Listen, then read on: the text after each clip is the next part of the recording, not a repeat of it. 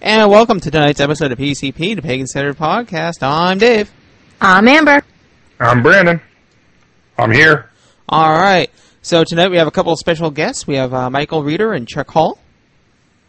Hello. Hello, I'm Michael. Nice to meet you. All right. And also joining us tonight are... Naria. All right. So, tonight we're going to talk about trauma, depression, and anxiety with a couple of people that know about this stuff. So, we'll be right back after these messages.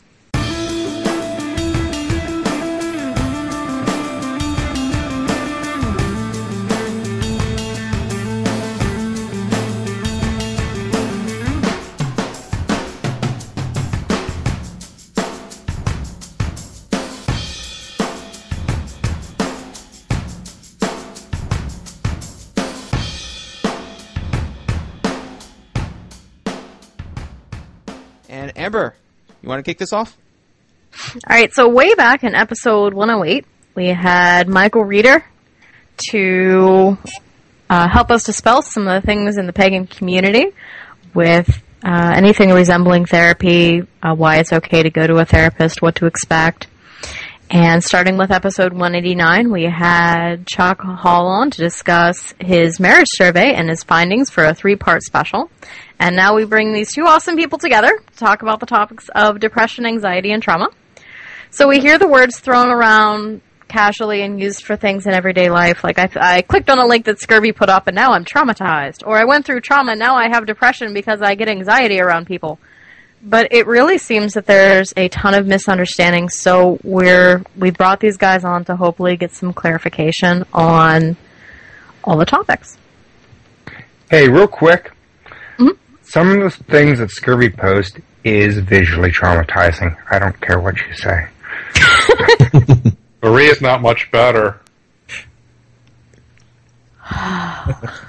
True. I have caused people to walk away. So let's start off with into anxiety. So what is anxiety? What are some of the symptoms? What causes it? Okay. Would you like to feel that one, Michael, or should I? Chuck, why don't you start and then I'll fill in little things or just nod sagely and no one can see me nod. Okay.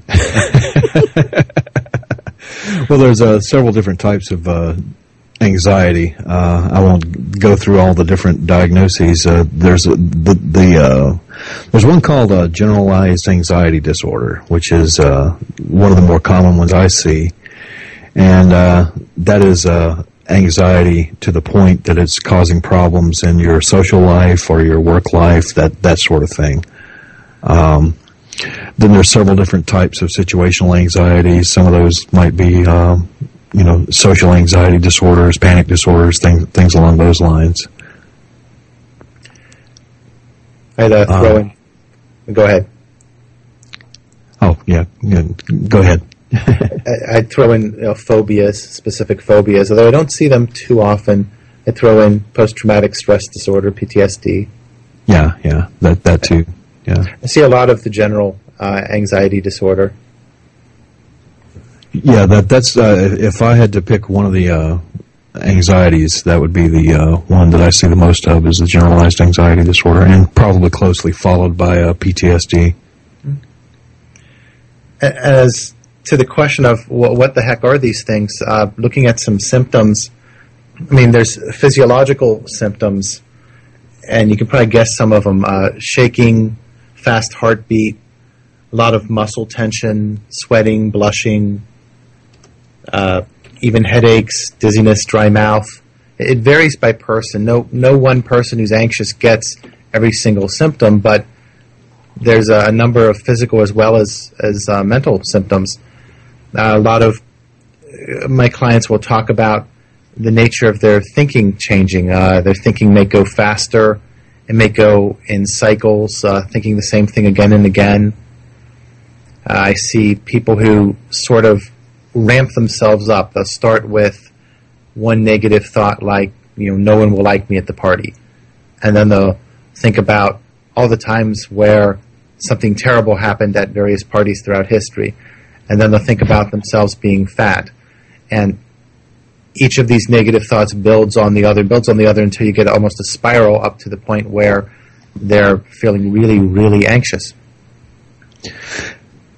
Yes, and I would add to that my primary treatment paradigm is mindfulness, and in mindfulness that's referred to as rumination, that constantly thinking about things until you kind of feed on yourself, that never-ending cycle kind of snowballs.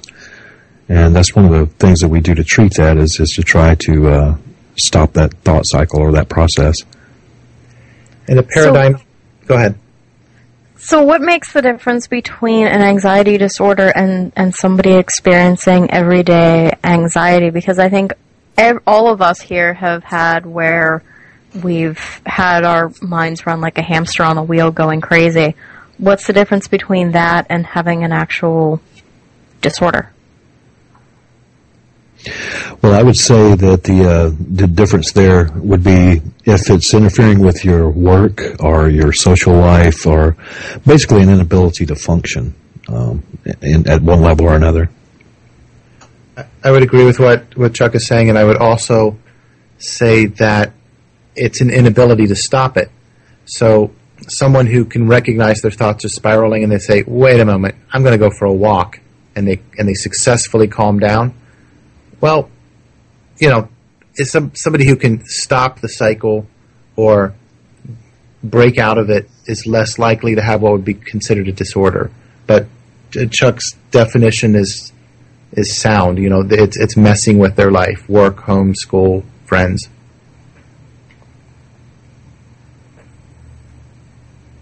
Oh, we had a comment in the chat. Can PTSD cause the anxiety problems? That that's kind of a chicken or egg question, really.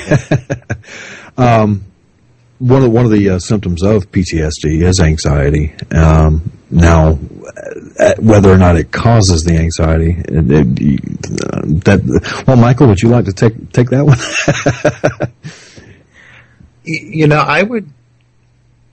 I would venture to say yes. If someone has had a really traumatic event, let's say car accident, and they've got all the symptoms of PTSD, among them flashbacks, avoiding cars, etc. They might be very anxious around streets or around cars, or very anxious at the thought of travel. I think in that example, the event, a car accident that caused the PTSD, is also leading to anxiety around cars, travel, streets. That would be my initial thought. Yeah, and I would add to that also that anxiety is a part of PTSD. That's one of the characteristics of PTSD. You can have anxiety and not have it be PTSD, but in order to diagnose PTSD, there has to be an element of anxiety present. That's why I was saying earlier that it's kind of a chicken or egg question. She just put in, she's referring to an Afghanistan veteran who has problems with crowds and driving. Yeah, that's called hypervigilance. That's one of the characteristics of PTSD, that you tend to avoid situations that remind you of the trauma, or that you don't want to be in those situations. You're always looking over your shoulder, that sort of thing. It might be that if you're in a restaurant, you sit with your back to the door. Your back to the wall, so you can see who's coming into the door. That sort of thing. So while we're on the effects of anxiety, I think we've all heard the term anxiety attack and panic attacks. Is there a difference, and what actually constitutes a anxiety attack? I could jump in with the definition of panic attack first, maybe, and then go from there. Okay. A panic attack would have things like shaking, heart pounding, a feeling of impending doom, like you're going to die or something awful is going to happen. Panic attack might have shortness of breath. A panic attack might have an inability to think straight. And there's a certain number of these. I forget the exact number you've got to have in order to diagnose it as a panic attack. I have not heard a separate definition for anxiety attack, but I get plenty of people who have enough of these symptoms that they're really uncomfortable, but they don't quite meet whatever the DSM definition is for panic attack. It's been a while, but I seem to think I believe that what it is that a panic attack. No, never mind. What I was going for is that one of them is specific, situational to a specific stimulus, and the other one is generated randomly, appears to come out of nowhere. Does that make sense? So you're saying that one kind of has a set stimulus, so you can kind of guess the, like, let's use the example we had earlier. Every time the veteran goes into crowds, that he will have a attack, and the other one, it kind of happens without any set stimulus. Yeah. Okay. And if I'm not mistaken, I believe it's anxiety attacks that have no set stimulus, but a panic attack might have some cause. It doesn't have to be external. It could be just thinking about things that stimulate a panic attack. At the risk of geeking out, does anyone want the DSM definition for panic attack? I've opened the scary book here. Awesome. Go for it. All right. A discrete period of intense fear or discomfort in which 4 or more of the following symptoms develop abruptly and reach a peak within 10 minutes. And as an aside, I always have a problem when it says 4 or more. Why not 3 that are really severe? Or what if you have 5 that are not that severe? But whatever, 4 or more. Palpitations, pounding heart, or accelerated heartbeat. 1. 2. Sweating. 3. Trembling or shaking. 4. Sensations of shortness of breath or smothering. 5. Feelings of choking. 6. Chest pain or discomfort, and people often think they're having a heart attack. 7. Nausea or abdominal distress. 8. Feeling dizzy, unsteady, lightheaded, or faint. 9. And this could use some more explanation a little later. Feelings of derealization, like you're not feeling things are real, or depersonalization, like you're detached from yourself. 10, fear of losing control, going crazy. 11, fear of dying. 12, numbness or tingling sensations. And 13, chills or hot flashes. So if I haven't lost half your audience at this point, there's the panic attack definition. I've heard that derealization described as almost like being in a glass bubble or feeling like you're watching everything on TV, that sort of thing, like you're not part of reality anymore. I don't know if that's helpful or not, but that's how I've heard it described in the past.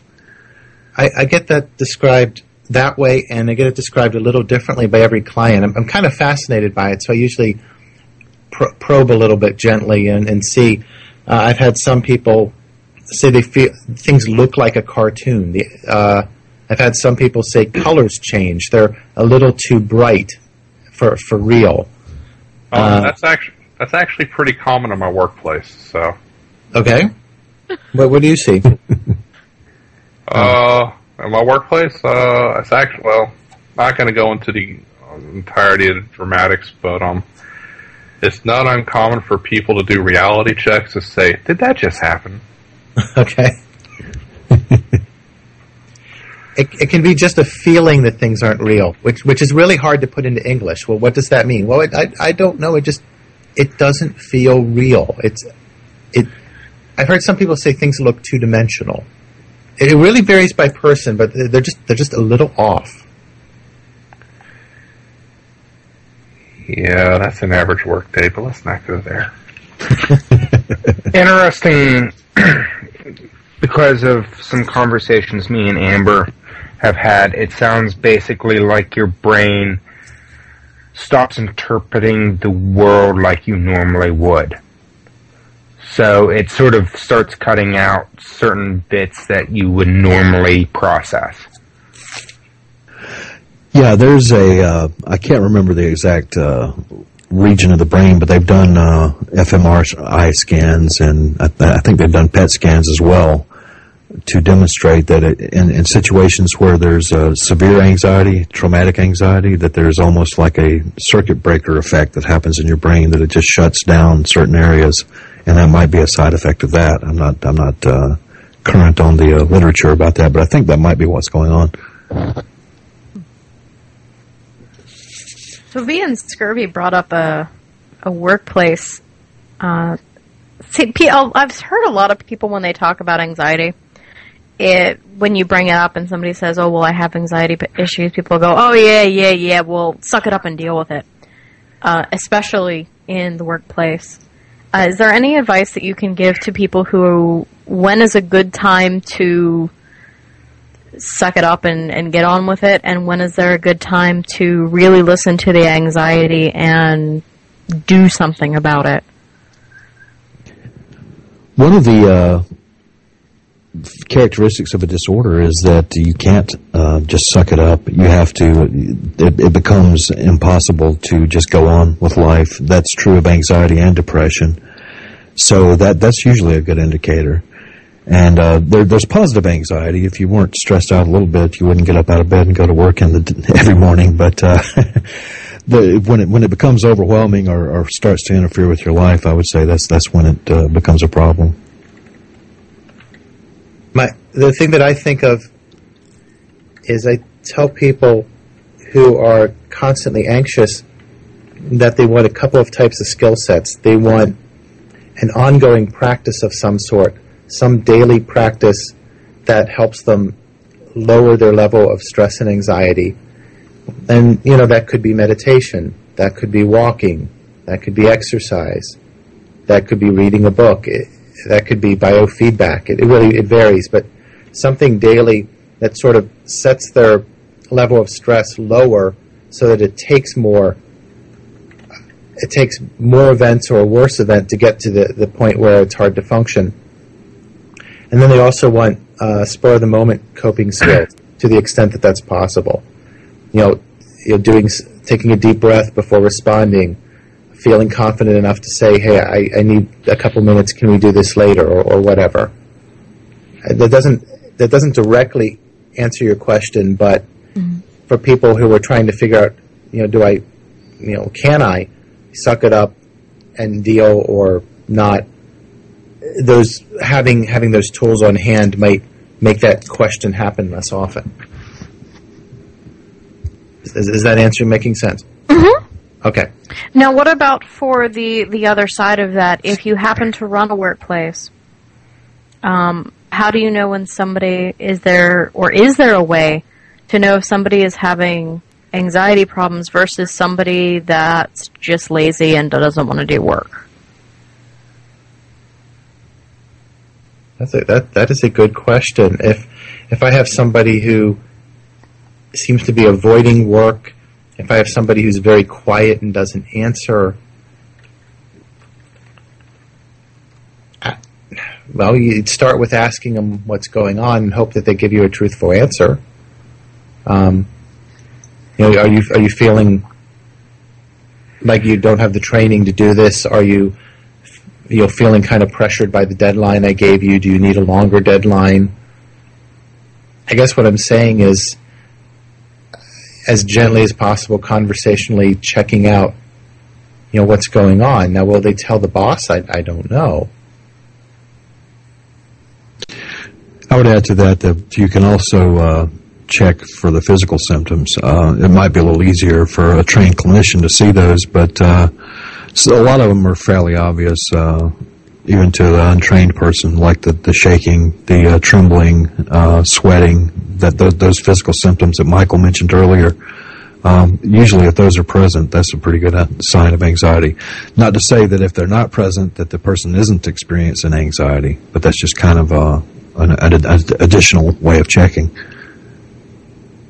Absolutely. Interesting, or a side note, dealing with some of my coworkers, with some of the mental areas of that, if you're not thinking right, your speech actually changes also. So you may be able to tell if something's going on through talking with them if their speech is very much out of the normal.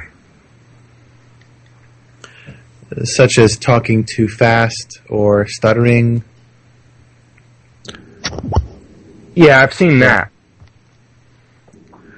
There's also the possibility of disjointed communication, what they call tangential speech, like bouncing from one subject to the other, that sort of thing. Can't seem to focus. Those are signs of several different disorders, but they would also show up in anxiety. Now, when it comes to everybody and how they deal with anxiety, being you guys see a lot of this, do you think that our culture of immediate gratification and how many distractions we have with Facebook and Farmville and everything like that, do you think we've created a culture of people with amazing avoidance issues and poor anxiety coping mechanisms in general? I think we've created a culture of people with really poor mindfulness, which is, I think, Chuck's main area, if I hear right. So, yes. So, I don't have scientific data behind me to say this, but yeah, I think people are good at avoiding. But more than that, they're not mindful. There's something about taking a moment to sort of observe your surroundings and observe how you're feeling inside yourself and reflect on what's going on. That mindfulness that leads to people being able to lower their anxiety, or for that matter, control their anger, or realize that they're doing something that's going to get them depressed later. That the mindfulness is key, and that takes a little bit of an attention span. So if someone's constantly doing Facebook, and then they're checking their cell phone, and then they're tweeting, and then they're doing this, and then they're doing that, they're bouncing, and they're bouncing, and they're bouncing, and they're not sitting still long enough to see what's going on. And I think a lot of people are either afraid to do that, or they think it would be really, really boring. But you then don't have control of your emotions. So yeah. I think to an extent that's just not culturally acceptable. Well, we've kind of set up the culture to generate people with ADHD when you're talking about fast-paced video games and fast-paced commercials and bouncing back and forth all over the internet, that sort of thing. That's just normal behavior for somebody who's raised in an environment like that. You tend to become ADHD. I myself, I'm 42. I have a shorter attention span than I did when I was 20. It's still pretty good, but I become caught up to some extent in this, and you need to maintain your attention span. And there's certain techniques of mindfulness that actually help with that. Observing and describing are a couple of the techniques. For example, if you have a house plant in your, say, on your desk, you walk by the house plant every day, it's like, oh, hey, there's a house plant. You don't really notice it. Sit down on a chair sometime, pull the chair up to the house plant and say, okay, what would I notice about this if I were going to draw it or paint it? How many leaves are on it? Which way is the light falling on it? What colors do I see there? And you're just really focusing on that plant and nothing but that plant, and noticing everything about it. If you can learn to do that with everything, you'll never be bored again. So is it mainly just a lot of, when you talk about the example with pulling your chair up to the house plant, is that like the beginning of teaching yourself to be mindful of your surroundings? Yes, that's one of the first steps. Okay. Yeah. One that I like also, I like the example just given. I will ask some of my clients who are more anxious to pick something that they do frequently and randomly throughout the day. And I would suggest reaching for a doorknob, reaching for a door.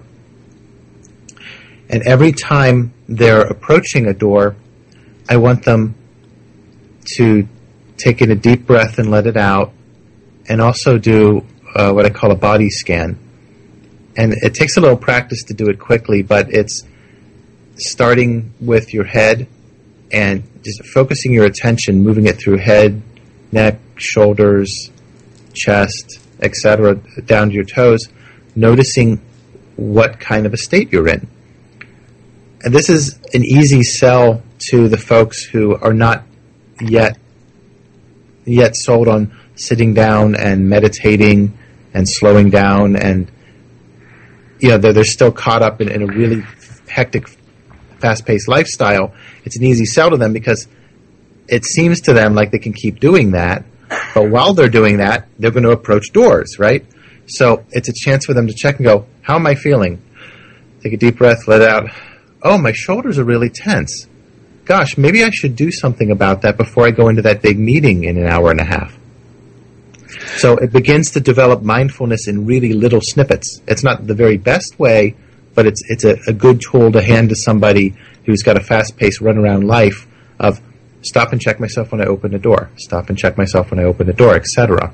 And then I have them report back what they're finding over time. Yeah, and it's also been my experience. I don't know if you probably hear the same thing. You want me to meditate? Where am I going to find time to do that? Mm-hmm. What I tell them to do is, on the way over here to the office today, did you get stopped at a red light? Oh, yeah. How did you feel? Oh, I was impatient. I was waiting for the traffic to start moving. And so that's a great time to sit down and do a mindful meditation. Of course, don't close your eyes while you're driving, but that's a perfect time because, number one, instead of sitting there and steaming over the fact that the traffic is stuck and building up your anxiety, you're doing something to actually reduce your anxiety. Number two, that little bit of time where you feel that it's being wasted sitting there at the traffic light, you can actually do something productive with it. Same thing with standing in line at the bank or at the grocery store, things like that. Anywhere where you find yourself in a waiting room, that's a perfect time to do a mindful meditation. And we just had a comment from the chat room. What if you're trained and or conditioned not to show your anxiety because everybody else at your workplace deals with it except for the new guys? Well, my first thought is that you would want to find a way to quietly deal with it yourself. Now, I prefer workplaces where people can honestly say, hey, that's making me anxious, we need to do something different. Or where people can honestly say what they need to change the workplace around to be less anxious. But let's go with it. You've got a workplace where for whatever reason you don't feel you can show it. You can still, at lunch, go for a quiet walk, do some deep breathing, meditate a little, read a book, go off-site. Pretend you have a smoking habit and go outside and get fresh air. There's things you can do without showing the anxiety to take short breaks to calm down. I don't know if that answers the question fully or not. The little pencil is moving, so I know that they're typing, so we'll see. I'm not actually looking at the chat room. Maybe I should be, but I'm Yeah.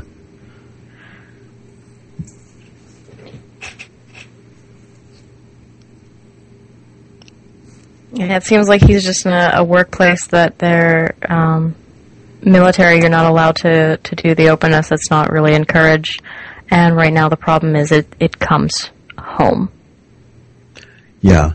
That sounds like it could possibly be some PTSD stuff going on. One of the when I deal with people with PTSD, the family is frustrated because they want to help, but the person with the diagnosis doesn't want to talk about it. And the more they press the person to talk about it, the more they clam up. So that is part of the military conditioning in some aspects, but it's also part of the symptomology of PTSD. I ask people, the PTSD suggestion is a good one. I also ask people who have a stressful workplace, who tell me they're bringing it home, to take 15 minutes longer on their commute. Now, they're not really driving for 15 minutes more, but they're going to do something to help them make the transition. If I can get them to meditate, yay. or maybe they're going to listen to some calm, soothing music, or maybe they're going to use a biofeedback device where they look at the screen and it measures their heartbeat and their breathing, or maybe they're going to go for a very short walk, but they're going to do something that helps them both calm down and acknowledge to themselves that I have left work now. Things are different. I don't have to go in the front door all keyed up. And if they need an excuse, well, they can say, the traffic's gotten heavier.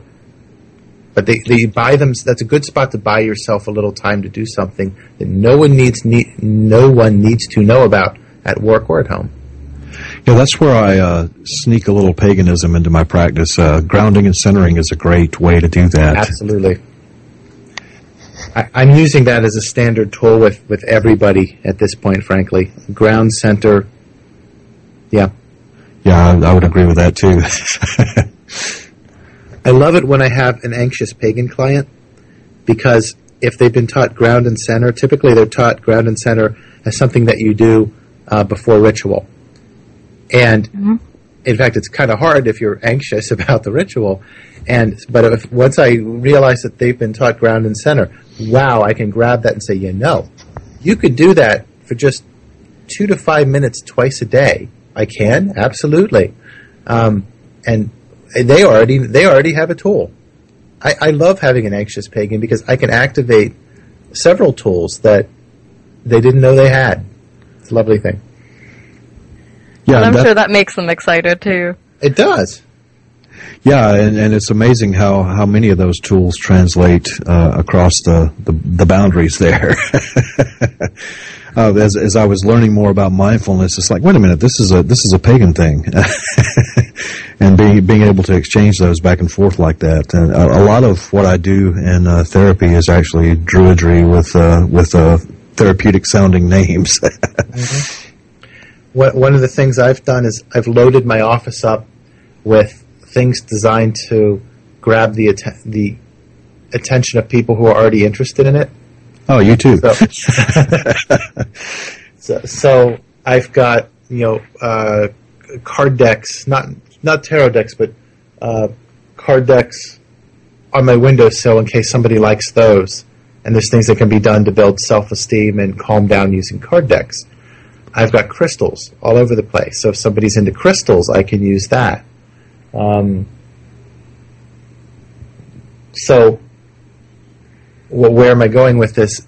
If somebody has a belief in crystals, now I happen to believe they actually work, but that's not a scientific belief. That's a faith-based belief. But if somebody has a belief in crystals, I can use that because then they can find the crystal that's supposed to be calming, and they can hold it and sit with it and notice it, and well, guess what's happening? They're doing a form of meditation. They're calming down, they're breathing, they're noticing everything they can about that crystal, and they believe, because an external authority has told them that this is a calming crystal, so guess what? It may calm them. Now you can decide, through faith, what do you believe? If you believe in crystals, then the crystal itself has those properties. If you do not believe in crystals, it could still work. It's self-hypnosis. It's meditation. So there's all kinds of ways to bring pagany and metaphysical beliefs into the discussion on anxiety in this case. I have actually done that with a tarot deck and using it as almost like a Rorschach or a thematic apperception test, just letting the clients decide what the meaning is for themselves. Mm-hmm.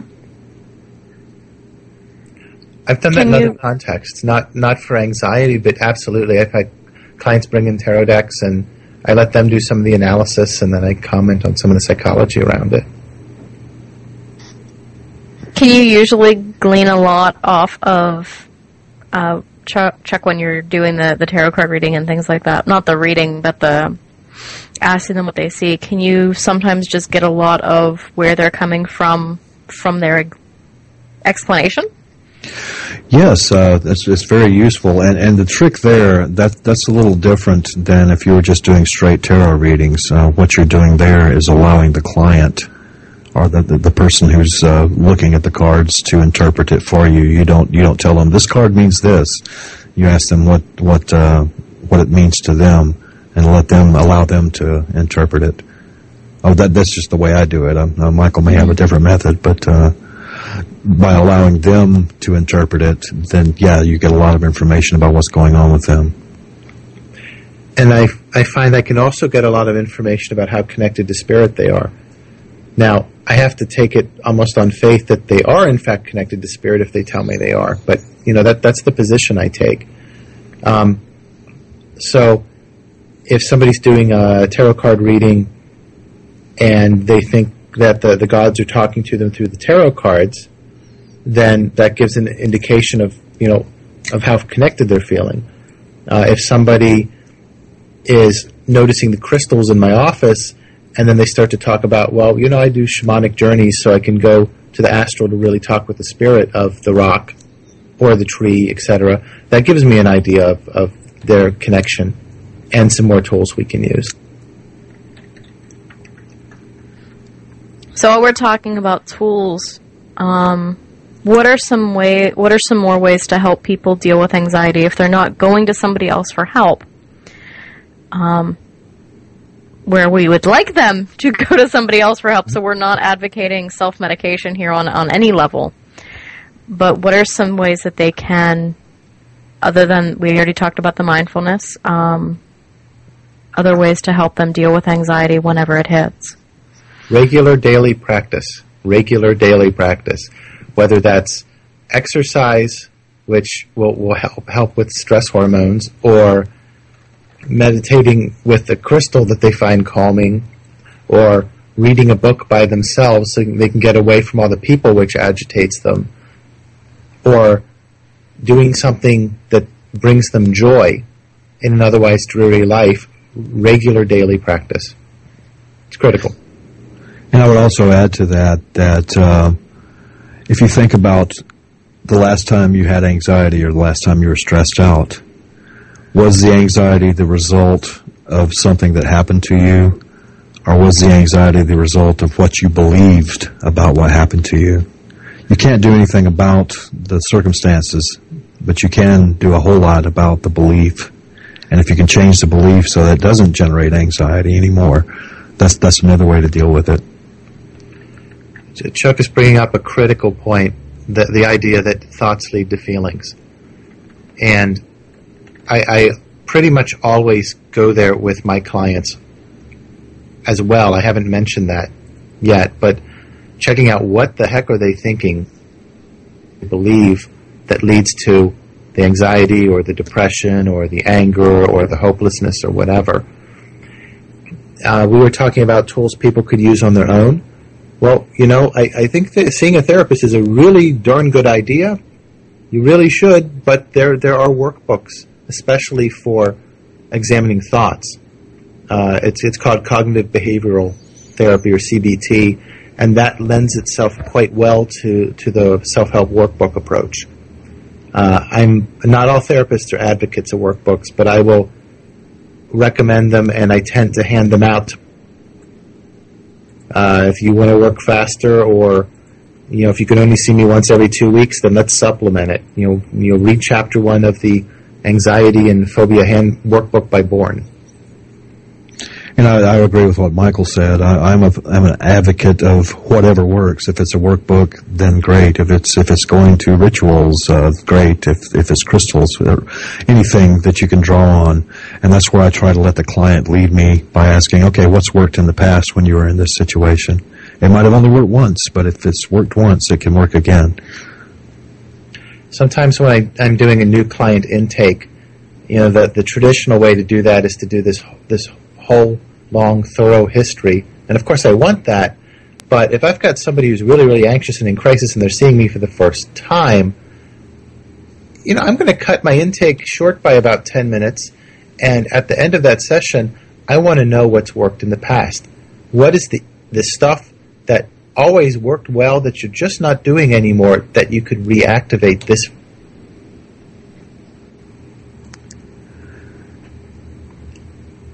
I would agree with that too. If somebody comes into the office anxious from the time they walk in the door, I usually let them unpack first, get it off of their chest before we go diving into all the history of everything that's happened up until now. Actually, you're right about that. Sometimes they need to just unload, unpack before I take the history. And then, as I said at the end, I want to find out what's worked before and send them home to do it. Yeah.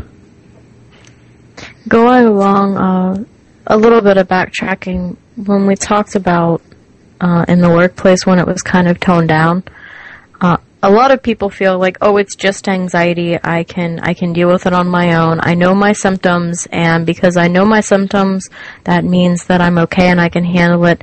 But when is enough enough? At what point should somebody seek guidance or help with their anxiety rather than continuing to handle it on their own?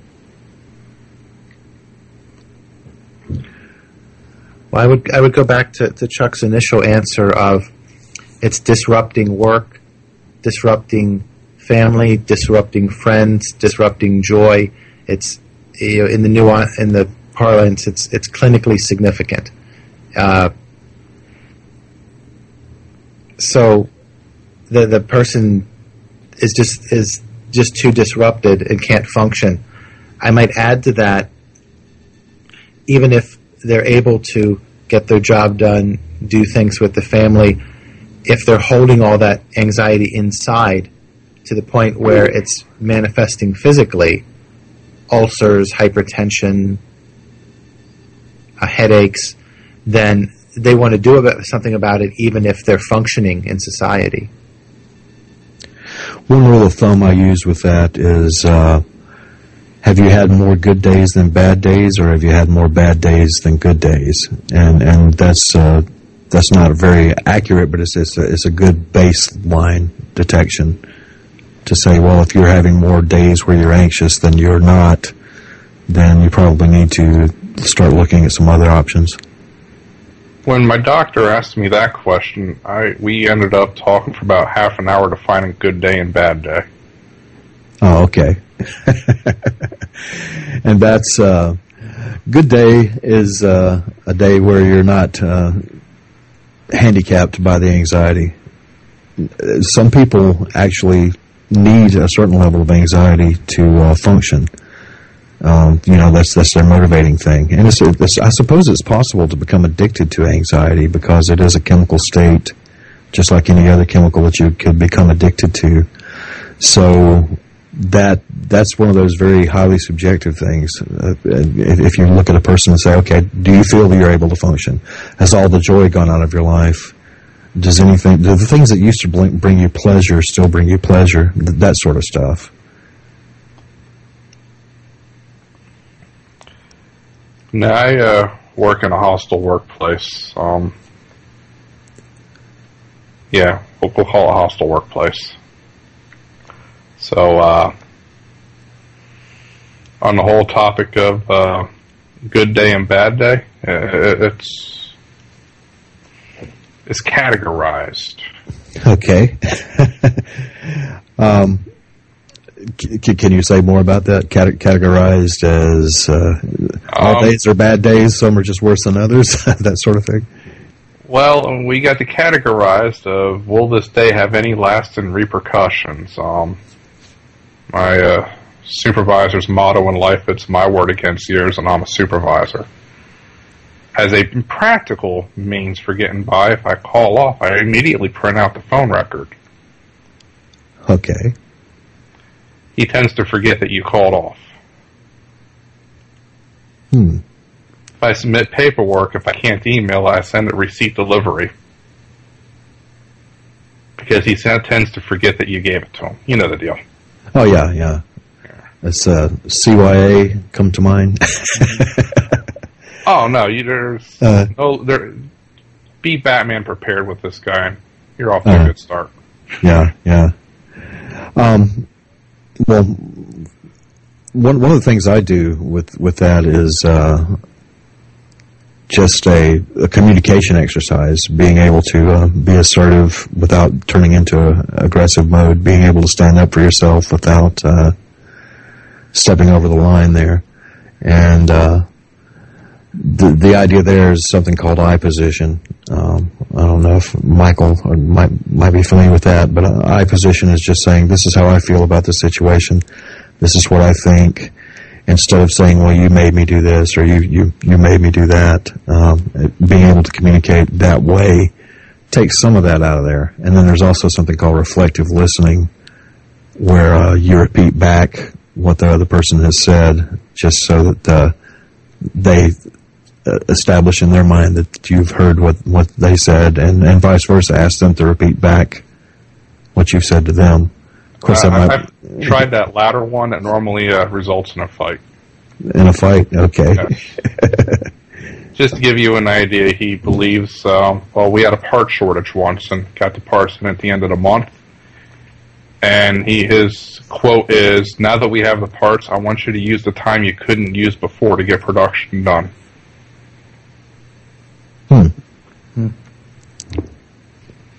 There comes a... And this is when I started asking other people if they heard it too. That's actually a good thing to do cautiously. I mean, you don't want to seem like you're riling up the workforce, but getting a double check from your coworkers of is this am I on acid? Yeah, am I on acid? Exactly. Is it something I'm doing, or is it the workplace and the supervisor that can help you feel better about yourself? And if it was something you were doing, you could change it.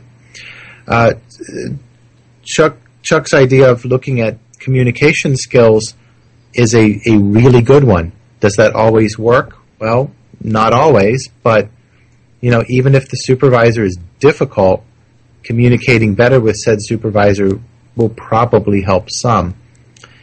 Also, this is from the easier said than done camp, but I try to work with my clients to very slowly and gradually improve their long-term situation. Now, that's easy for me to say sitting in my therapy chair, to tell someone to fix their job or look for a new one. It's hard, but what is one thing at a time that you could do to try and improve this situation? Can you get a longer lunch break so that you can de-stress? Can you apply for jobs once a week, and do you even want to? That sort of thing. In other words, not just look at what will lower my anxiety day to day, but what would improve my environment so I don't have to. I found something that works recently. I listen to a lot of audio courses, and I just have those playing out loud when he comes by, and it just seems to repel him for some reason. But he gets passive-aggressive about that later. No knowledge, yes. That's considered manipulating them, and I'm not allowed to do that. I was explained I have an above-average intelligence, and that's a mutant power. One thing I do too in those type of situations is to ask, what is the worst thing that could happen in this situation? And I don't mean that in a flippant or rhetorical way. Just really sit down and say, okay, what is the worst thing that could happen? Is it that you get fired? Is it you punch your boss in the head, or that sort of thing? And the idea there is once you're prepared for the worst case scenario, then everything else on up the line is taken care of. Sometimes there's situations that you just can't prepare for, but if it can be prepared for, then make a plan to prepare for it, and then troubleshoot that plan. Start thinking about all the things that could go wrong with it, and be prepared for those things too.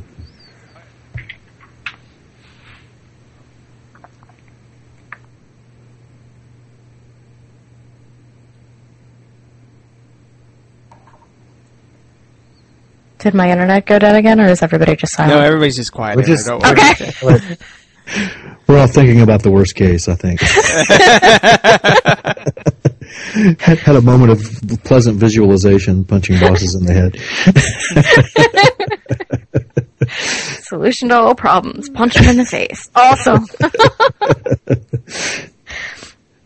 So we've talked about everybody dealing with their own problems. So what about if there are friends and family members that you have with anxiety problems? We talked about the military guy before. or even something as simple as you have a friend or a loved one that doesn't go out because they just have social anxiety problems. What's a comfortable level that you can help them as a friend or family member? Should you gently guide them? Should you give them sharp ultimatums like, look, this is what we're doing, you have no say in it? Should you let them kind of take it in their own terms? Well, for social anxiety, what I do is Second City.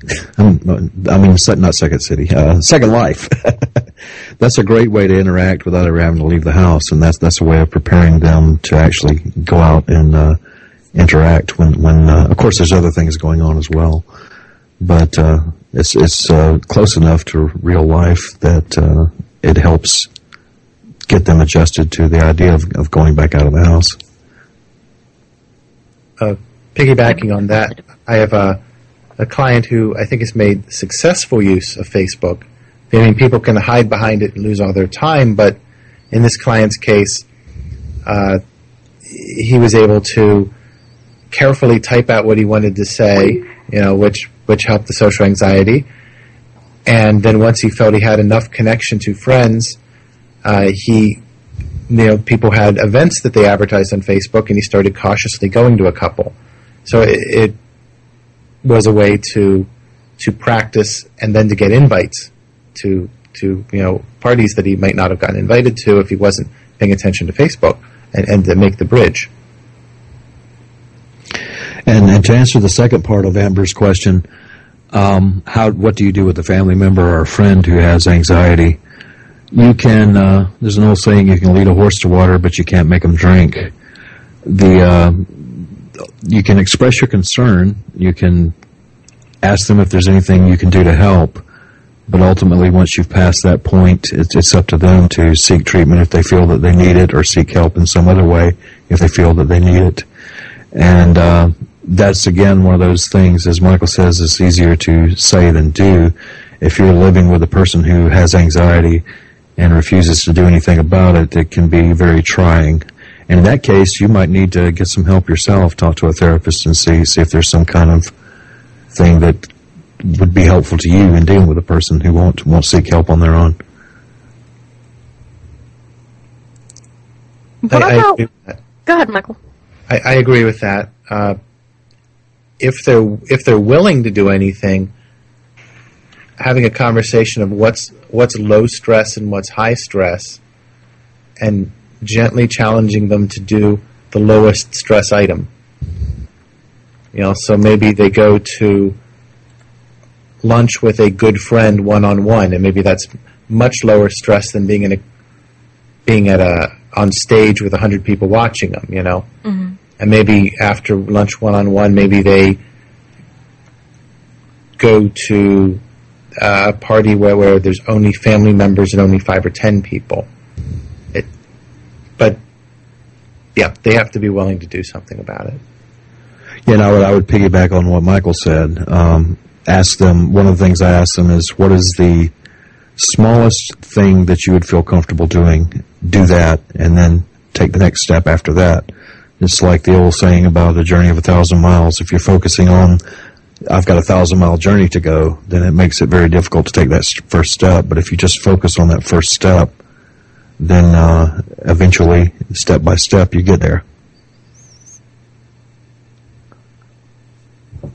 What about when it comes to, we're talking mainly about adults and young adults and things like that, but just like there was the ADD and the ADHD movement, it seems that a lot of kids are getting told that they have anxiety problems, depression problems. There's a trumpet somewhere. That was a new sound. Yeah! So a lot of them are getting told that they have anxiety problems, depression problems, things like that. Is there some way that a parent can tell that, yes, your child has anxiety? Or is there an average amount of anxiety that is normal for kids to experience? The classic answer to that is just this usually shows up first in their grades. If their grades start changing, that's usually a pretty good sign that something's going on. If teachers are noticing a change in behavior. any sort of behavior that's outside of the normal range of this child's behavior is probably a good indication. Unless, of course, they just hit puberty or something like that. I would not have much to add to that. That's, I think, the way to do it. What about if I know there's a couple experiences that we've had with friends of ours where the child was okay and just going through normal hormone shifts, but there was especially this one teacher that was very, very insistent. Well, your child has problems. Your child has problems because they don't do, and they would have this list of examples, and they really didn't feel that their child had any kind of problems. Is this something where they should get them checked anyway just in case and swallow their pride? Or when's a good time to trust your child and trust your knowledge of your child, and when's a good time to trust an outside influence? I'm thinking if there are multiple sources saying that there's a problem here, it's not just the one draconian teacher, but it's another teacher and a family friend. When you start to see multiple sources saying problem, maybe that's the time to get it checked anyway. I hear both sides of this battle. I also hear from teachers who are so very frustrated because the parents will not get anything fixed and they can't teach because their kids are disruptive. And then I hear from people who are convinced that there's a conspiracy to medicate all the kids on the earth. And the truth falls somewhere between. Yeah, I would agree with that, especially on the medication. I just did a blog last week about that. I forgot the name of the study, but that children who are ADHD medicated have a 6 times greater risk of developing bipolar disorder later on in life. Now, that's not to say that all medication is bad, but I think a lot of times it's used as a first resort when it should be used as a last resort. It can be very easy to say, let's throw a pill at it and not do anything else, and then we don't have to go to therapy and do all the hard work. But I do agree that there is a place for medication. But I agree also with what Michael said, that you should also look at where is this happening. If it's just happening with one teacher, maybe that teacher and the child need to look at their interaction. If it's just happening at school and not happening at home, maybe there's something going on at school. If it's just happening at home and not going on at school, look at all the different places where that child interacts and see if it's a pattern that's pervasive in all those different places. I think there's a lot of work, frankly, for the parent and the child in terms of finding the problem if there is one. There's some reluctance in our society to medicate, and Chuck just gave an example that's quite scary of possible bipolar. But where I'm going with this is, if you're not quite sure that you want to jump to a diagnosis and jump to meds, rather than do nothing, start doing the frankly hard work of looking at diet. Are there allergies? Looking at the amount of sugar and caffeine intake. What herbs and vitamins might be added. Are you feeding the child protein first thing in the morning, which can help some forms of ADD? There's all kinds of things that can be done, but take more work than popping a pill to alleviate symptoms of ADD, and then maybe you need to go to meds. And I'm not anti-meds, but I'm med cautious. Well, that study I was just talking about, it was Whitaker, 2005, that there's a 6 times greater chance of your child developing bipolar disorder on ADHD medications. Not saying that don't medicate your child if it's warranted, but don't use it as a first resort. And I agree too with what Michael said. Diet plays a very large part. If you look at all the studies on food additives that contribute to ADHD, or just sugar and energy drinks, that sort of thing. And also outdoor time. Kuo and Taylor in 2004 did a study on ADHD where they just had one group that did the treatment program indoors and one group that did the treatment program outdoors. The programs were identical to each other, except that one was outdoors and one was indoors. Wow. And the outdoor group recovered at almost, I believe it was about twice as great a reduction in symptomology as the indoor group. So just being outdoors, being in the sunlight helps. I haven't seen, thank you, I haven't seen that with regards to ADHD. I do a lot with sunlight and seasonal affective disorder lamps for depression. A slightly different topic, but there again, asking people who are depressed to get outside more or to use full spectrum lighting indoors in the winter, or to use a light box, or there's a link between seasonal depression and having very low levels of vitamin D. So there's a lot of things and a lot of places to research. I guess one link I'd send people to is a website called amenclinics.com, and that's as in Dr. Amen, not religious. So amenclinics.com. Now, what they would like you to do is buy a $5,000 brain scan. I'm not sending you there for that, although that's a wonderful idea if you have the money. But if you go there and look about midway down their homepage, there's a bar, I think it says Ways We Can Help, and they have a link for anxiety and depression. They have a link for ADHD. They have some others. So if you click on the ADHD one, the first thing that will come up are pictures of ADHD brains and their $5,000 brain scan. And while fascinating, if you scroll down the page a ways, you will see, in their view, a number of different types of ADHD. And why I'm sending you there is you will see nutritional suggestions, you will see herbal suggestions, and yes, you will see medication suggestions. Now, at some point, you might want to have a professional, a doctor, an herbalist, a nutritionist helping you with this, but that's a great place to start to read and see, well, gosh, what are the things that seem to be recommended across all their types of ADHD? Is it omega-3 fish oil often recommended? Well, it often is. Is protein in the morning recommended? Often, etc. So you can start to see some of the dietary and herbal things that might help. But this is a lot more work than giving your kid Ritalin.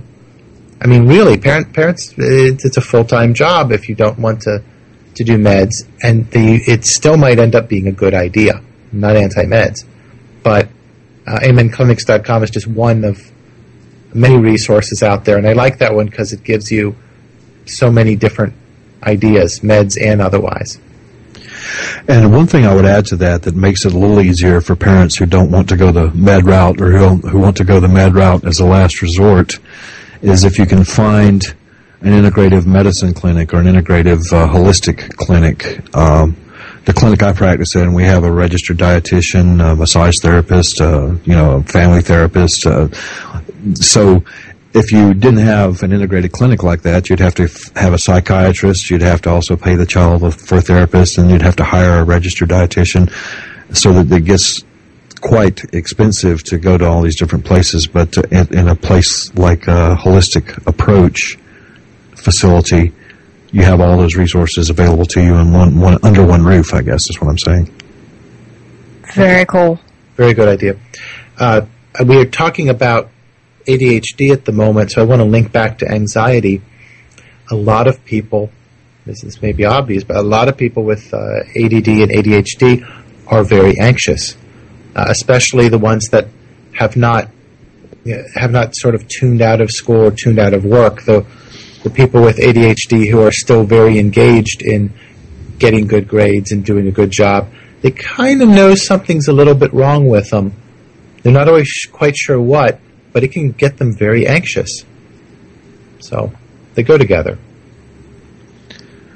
Yes, and anxiety is often a corollary symptom to a lot of other diagnoses. I mean, there is a specific anxiety, well, several specific anxiety disorder diagnoses, but it's also a part of a lot of other things as well.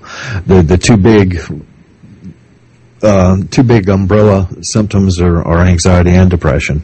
And once you see those walking in the door, you start ruling out all the other possibilities. And well, as Michael said, it's a component in a whole spectrum of disorders. So, being you touched on it, let's get into depression. What are the different types of depression, and is there an easy way to, not that we're telling people to try to self-diagnose, but is there an easy way to tell a difference between the different types of depression, or is it just kind of a case-by-case basis? And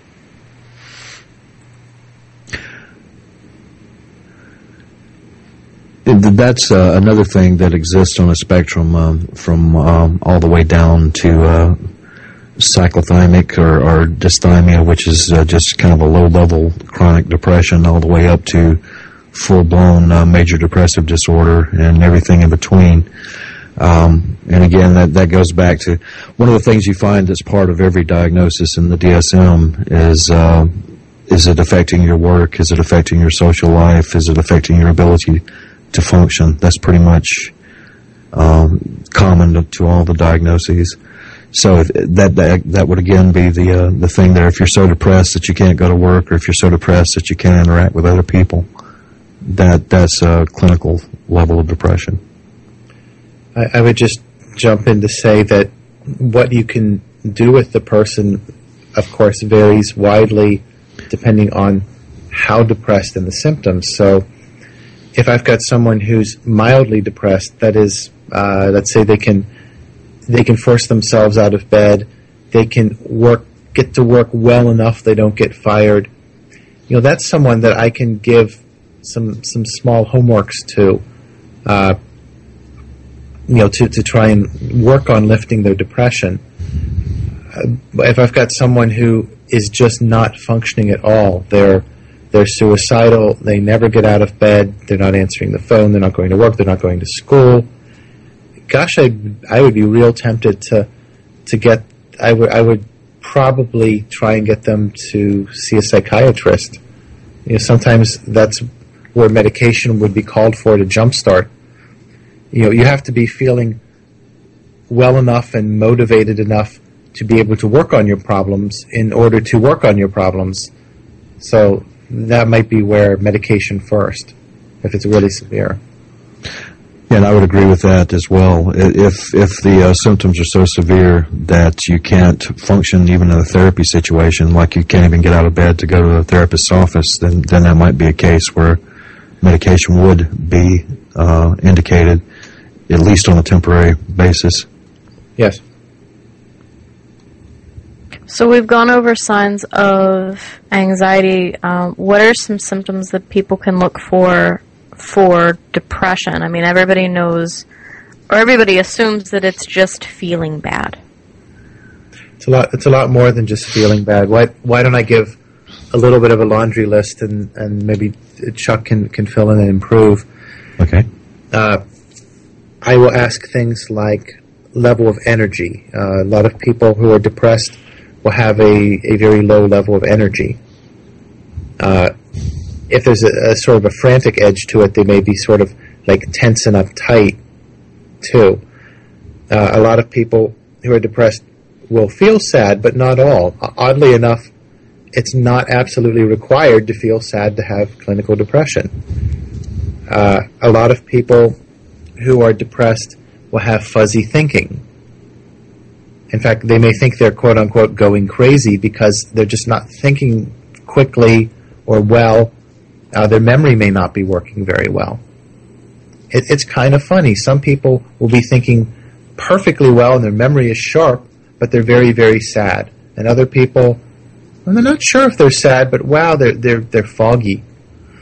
Some people will have trouble getting out of bed in the morning to get moving. Other people can't fall asleep at night. Some people will have more physical symptoms. Chuck, help me out. What else would you add to the laundry list there?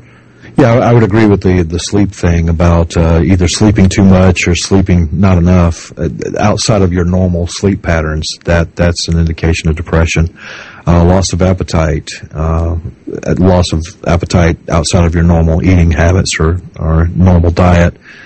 Gaining weight, a significant amount of weight, or losing a significant amount of weight. And you mentioned physical symptoms, aches and pains that have no physical cause, that sort of thing. And one of the big ones is what they call anhedonia, the inability to feel pleasure, like things that used to give you pleasure don't give you pleasure anymore. And it's not being bored with it, it's just that no matter what you do, you can't seem to find anything that brings you any joy. And it's not a symptom per se, but you'll see a lot of people with depression self-medicating. Are you drinking more than you used to? Are you taking drugs more than you used to? Are you, and Chuck alluded to gaining weight, are you eating certain foods that make you temporarily feel good a lot more and gaining weight? I would never self-medicate with Mountain Dew, coffee, and chocolate. No, that would be bad. Don't forget those 5-hour energies and Diet Coke. Yeah, Scurv. No, Diet Coke, no. I do that if I want to punish somebody else. Thank you very much, Scurv. I very much appreciated that. You're the one who handed it to me. You should have reminded me of something. Well, I was just going to say, as a recovering chocoholic myself, I can relate. Yeah, for me, if it comes out of a plastic wrapper, I probably shouldn't have it, especially not at the 36-hour mark. Yeah. But diet soda wins all. One thing I did want to... Oh, go ahead. Go ahead. I was just going to say one thing I wanted to add to what Michael had said about self-medicating.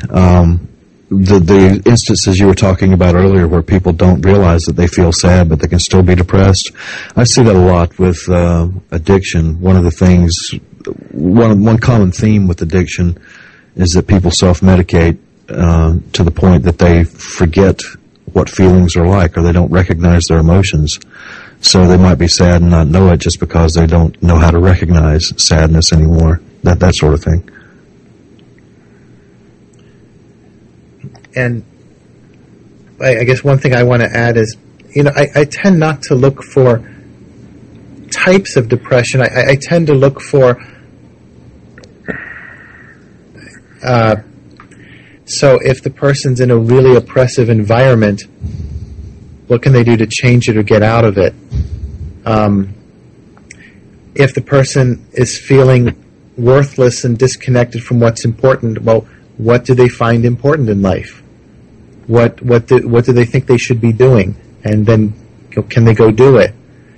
Is the person in an environment that ought to be okay and doing things that ought to be fine, but they're just not joyful? Well, do they need some medication? Are they anemic and their diet's bad? So I sort of cycle through all these things looking for what seems to bring some response. And I would agree with that as well. I don't rely so much on diagnosis. I joke that the only reason I need diagnosis is to keep the insurance companies happy. What I look for is what does the client want to do? Why are you here? If you knew it was time not to come here anymore, what would be different in your life? And then when they give me that list, we use that as the treatment goals and work towards that. Not that diagnosis is totally unimportant, because there might be cases where medication is indicated, that sort of thing. But I tend to be less diagnosis-focused and more solution-focused myself. I absolutely agree. And especially when we're talking about anxiety, people go from anxiety to depression to anxiety to depression to the point where it's almost the same disease. And so what label do I slap on it? I usually don't care too much as long as I know what's bothering them and what to do about it. Yeah, I would agree with that. I've had one of my clients said that having anxiety and depression at the same time was kind of like driving around 90 miles an hour with the brakes on. And that's a very good picture of it, actually. Now, with anxiety, we kind of said that if you have a friend or a family member, you know, the whole you can lead a horse to water. With depression, if you have somebody that isn't getting out of bed, is it kind of the same idea, or is this a case where you should be like, no, come on, we're getting up, you have to get up, you have to eat? If they're dangerous to themselves, then some intervention is needed. This gets into a tough area. If they're clearly suicidal, that's easier. You know, they need some help, which will probably be medication. If they're not getting out of bed and not eating and losing weight, well, if that goes on for a while, that's kind of dangerous to self too. If somebody's really, really severely depressed and things are going dangerous for them, like they're likely to lose a job, they're losing weight, they're likely to get evicted if they don't do something soon, especially if they're suicidal, I think I'd weigh in a little more on intervention than I would with anxiety. What do you think, Chuck? I would agree with that. The thing there with suicide is dividing it up into plans versus just suicidal thoughts. Thank you. Yeah, a lot of people have suicidal thoughts, but if they have a suicidal plan, meaning, okay, I'm going to go buy a gun and shoot myself, or I'm going to go buy a bottle of pills and overdose, that sort of thing, that's very distinct from saying, oh, you know, I think things would just be better if I weren't around. Sometimes I feel that way, that sort of thing. And as a mandated reporter, therapists are mandated reporters, which means that they have to report suicide attempts or severe suicide thoughts. What that means is if the person said to me, I'm going to get up and leave this office and go shoot myself or kill myself, then I would have to report that and keep them safe until that passed. But that doesn't mean that you can't go to your therapist and say, I'm feeling suicidal, can we talk about it? There's a distinction there that I usually try to explain that to my clients, that if you come into my office and say, oh, I had a suicidal thought yesterday, that doesn't mean I'm going to call the ambulance to cart you away. That means that there are certain distinct characteristics required for a suicidal thought to be reported to an agency. And I always tell my clients when we're getting close to that and say, okay, are you sure you want to go here with this? Because, you know, we're getting into the reportable zone. And that's something, if you're at home with somebody who's having suicidal thoughts, I tend to err on the side of caution in that case. Try to get them to some professional as quickly as possible so that they can talk to them. Those are very important points. Not everyone. I mean, a lot of people who are depressed have some vague suicidal ideation. The idea that they'd be better off, but they wouldn't do it. You know, so you keep an eye on it, but you don't hospitalize them. I guess one thing I might want to throw in off of what Chuck was saying is a lot of suicidality is fickle. Someone will be suicidal one day and not the next. They'll still be depressed, but there's this idea that sometimes you have to watch people for temporary periods of time. Hopefully they're getting help too, but you know, you can, if you watch somebody for a while, it may pass. I don't know what you're thinking about that, Chuck. I agree with that. My recommendation for anybody that doesn't have a therapy license is to take all threats of suicide seriously. If somebody says, well, I'm having suicidal thoughts, try to get them to somebody as quickly as possible. Don't try to just talk them down yourself. And yes, the periodic thing, that's getting into parasuicidal behavior versus suicidal behavior. Parasuicidal behavior is where people, well, do we really want to go into all that? But basically what parasuicidal behavior is where people cut or burn or slash themselves, that sort of thing. I don't agree with the terminology parasuicidal because it makes it sound like they're doing that as an attempt at manipulation. but that is a distinction that is sometimes drawn. I think it's also the case that someone may be genuinely suicidal for a short period and then back off of it a bit. Yeah, I would agree with that. Yeah. As a matter of fact, mindfulness is one way to deal with that. I call it riding the wave. If you're way up here at the top of the wave saying, I feel suicidal, while you're there at the top of the wave, it looks like you're going to be there forever. But if you can go into a mindful state and just sit with that urge, the wave will subside at some point in time. And that's something that's very useful also with addiction. Same thing when that craving hits. It feels like it's never going to go away. But if you just sit there with it, it will eventually subside. That's similar to something that I tell clients about the state of depressive thinking. Depression lies to you. Depression tells you that it will never get better. Things are awful. They're going to get even worse from here. This is permanent. And, if you think about it, no, things wax and wane, ebb and flow. They've been better in the past, and they probably will be better again. But there's something about suicidal thinking and mindset. It just feels like a dead end. And it's helping people realize that there's a lie there can be helpful. Yeah, one of my favorite quotes along those lines is that suicide is a permanent solution to a temporary problem. Try to get across to the person involved that it will pass. This too shall pass.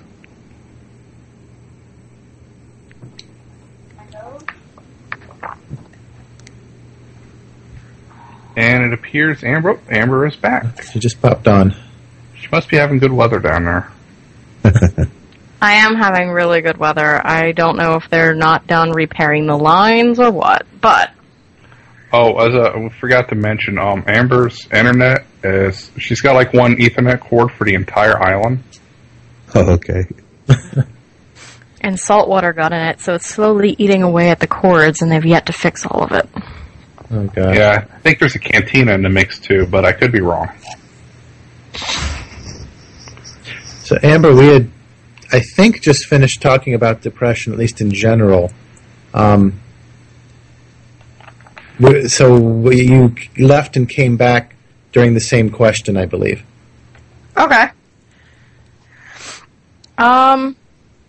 Did we go over how do you handle when you're trying to help somebody and you get verbally attacked for it? Is there a time when you should just kind of give up and say that person is beyond help at the moment, at least from you? Or what should you do in that situation? I have a sign on my wall in my office that says, rule number 1, you can't change anybody but yourself. Rule number 2, see rule number 1. So if you're trying to help somebody and they reject that offer of help, then there's not much else you can do. Now, if there's a dangerous situation where they're suicidal or otherwise in danger of harming themselves or other people, then you might want to get somebody else involved, even if it requires calling the police or 911 or something. But if they're not accepting your offer of help, there's not much else that can happen. I mean, there's ways you can communicate it more effectively, but ultimately the decision is up to them. Yes, absolutely, it's up to them.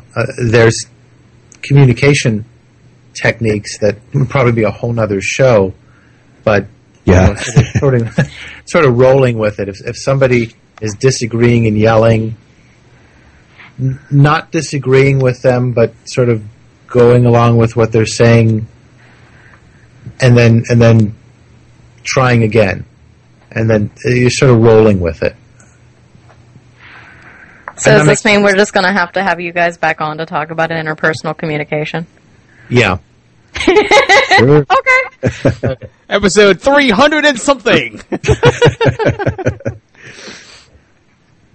So what about some tips? I think Brandon's echoing. Sorry. What are some tips that you can give family members and friends. I know when some of them, if a loved one gets diagnosed with depression, they feel like they should almost tiptoe around them, or, you know, they have to be extra super nice or else the person will crash. Or in the case of family members, oh my God, did I cause your depression? Was it something I did? Was it something I said? I'm sorry. That's enough to be depressing by itself.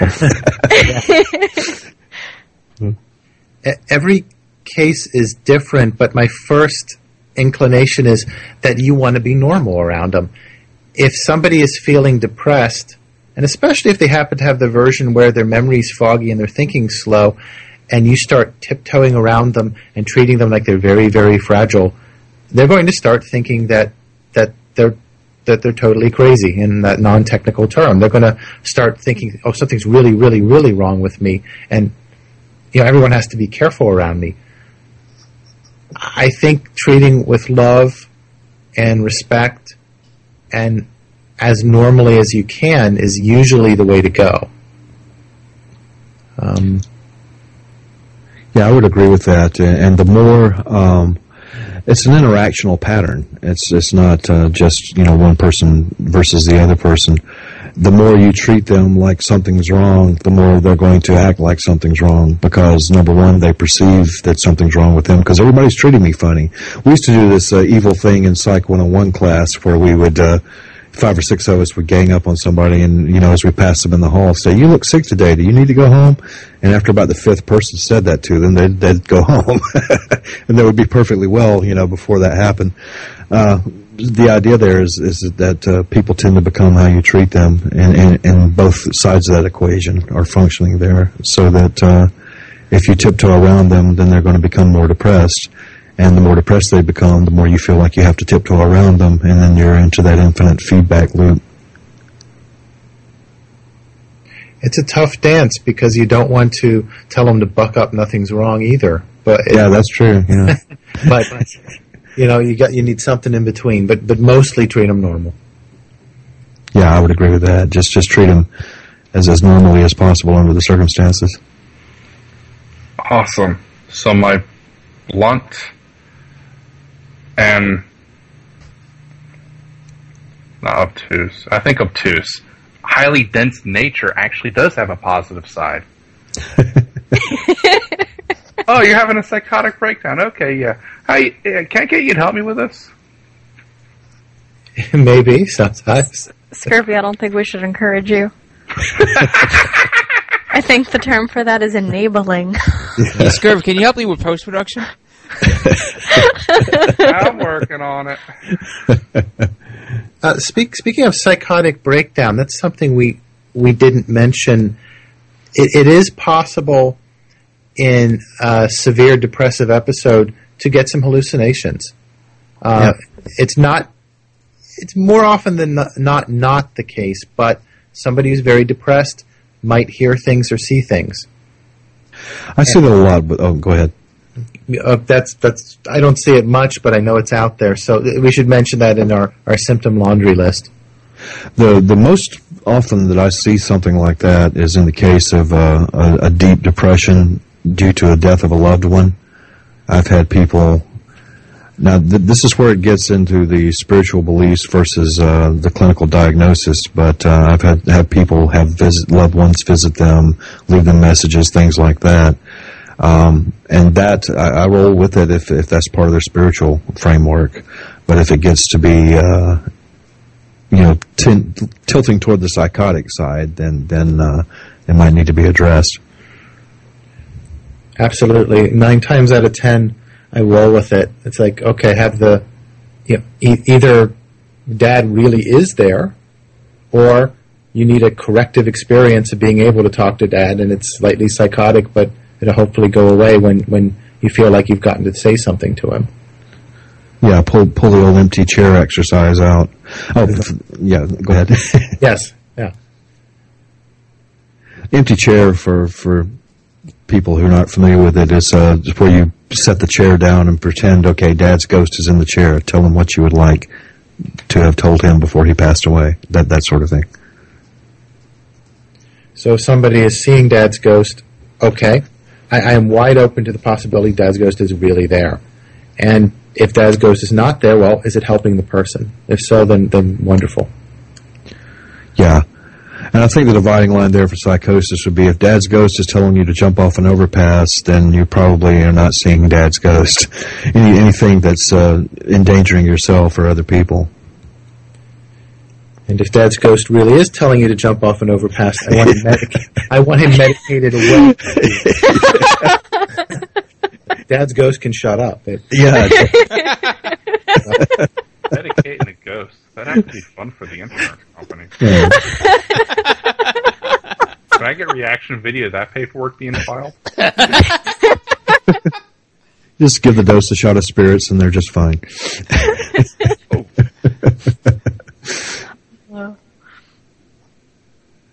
Now, what about depression in kids? I know there's a large movement that, children don't suffer depression, they're just late bloomers. You know, depression doesn't happen until you're older. Kids don't have a reason to be depressed. Can you guys give a perspective on that? Kids have lots of reason to be depressed. They have so much less control over their lives.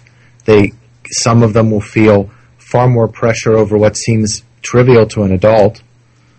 They absolutely get depressed. I don't work with kids much. I think Chuck does more, but children clearly get depressed. Yes, and children tend to, the depression looks different sometimes in children than it does in adults. They tend to be more physical about it, acting out. Sometimes it shows up in bedwetting or soiling themselves. Especially younger children, they don't have the vocabulary yet to be able to express their feelings, and sometimes they don't even know what their feelings are. They just know they feel bad, and they're wanting to make it stop. So they tend to act out in a wide variety of ways. Now, can a lot of this we can refer back to when to see your child has anxiety, so grade shifts, attitude shifts, things like that? Yeah. And the whole debate over medication again, you know. Do they need a different environment? Do they need different herbs? Do they need to get outside more? Do they need a drug? Do they need to talk to someone? And I would agree with that as well. And the one thing there is that do all of those things that Michael just talked about as a first resort, rather than throwing a pill at it as a first resort. Then if those don't work, then go to the medication, unless there's just some extreme psychotic behavior going on, that sort of thing. Yes. Now, what about when we deal with like preteen, teenager, going into young adult? A lot of them, you'll see the shift to the breach of individuality. I have to be me. A lot of them will go into the goth phase and wear clothes that are of a small culture. We'll always just push it off as, you're trying to be different. You're trying to look for attention. When is it okay to worry about the difference between normal teenage angst and this is a problem that needs to be looked at seriously? That I would say, I'll give you an example of that. It got to be, I think it still is a little bit, it got to be the end thing to do to cut yourself and scratch yourself and do that sort of thing. And that was kind of difficult for clinicians because that's usually an indication of some fairly severe things going on, parasuicidal behavior, borderline personality disorder, that sort of thing. But as a fad, that was becoming a fad around here with the goth thing about cutting yourself. And again, that goes back to the differential of is it causing them to have difficulties with school, work. Well, children don't work, but home life, that sort of thing. And the thing there, some of that is to be expected with children because they're in the process of differentiating from mom and dad, becoming individuals. So they're trying on all these different faces that they want to wear when they grow up and seeing which ones fit. So it's perfectly natural for a little bit of that miscommunication or lack of communication about what's going on with them. I tell parents that from about age 12 to about age 16, you'll never hear from your kid unless they don't want money or food. They won't talk to you about feelings, anything else, unless you have an extraordinary relationship with them. And that's some of that is to be expected. On the other hand, if there's a severe drop in grades, or if there's some drug abuse going on, or things along those lines, if the majority of people are noticing detrimental changes in a variety of environments, then it might be time to talk to a professional.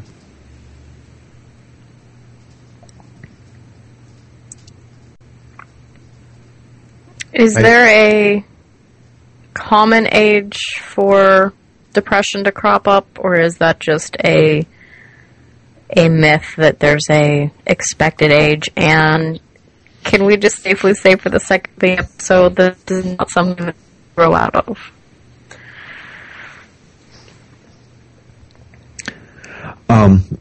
As far as a common age, I've seen children with depression as young as 2 years old. So I don't like to say that there's a common or average age for depression. They're now right about the age of 13 or so when puberty hits.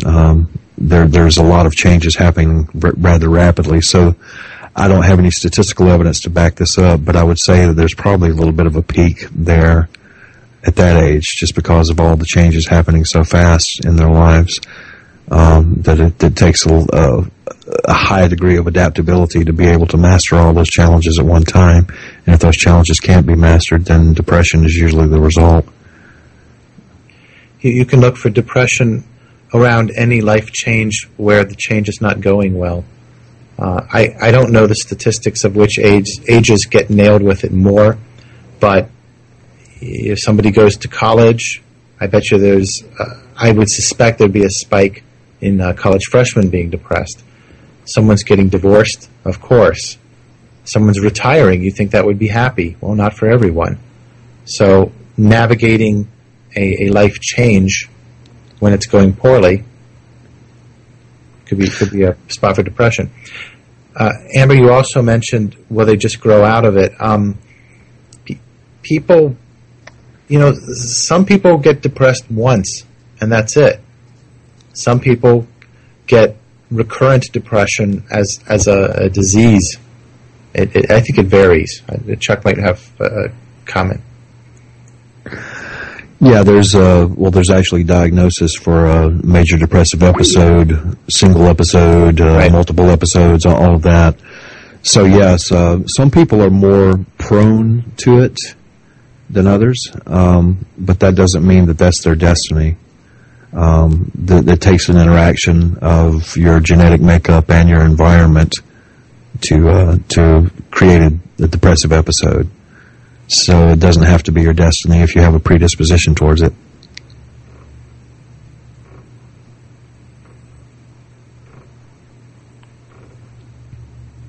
Amber's internet's on strike again. Yeah, she's her internet's on strike again, but we can still move along.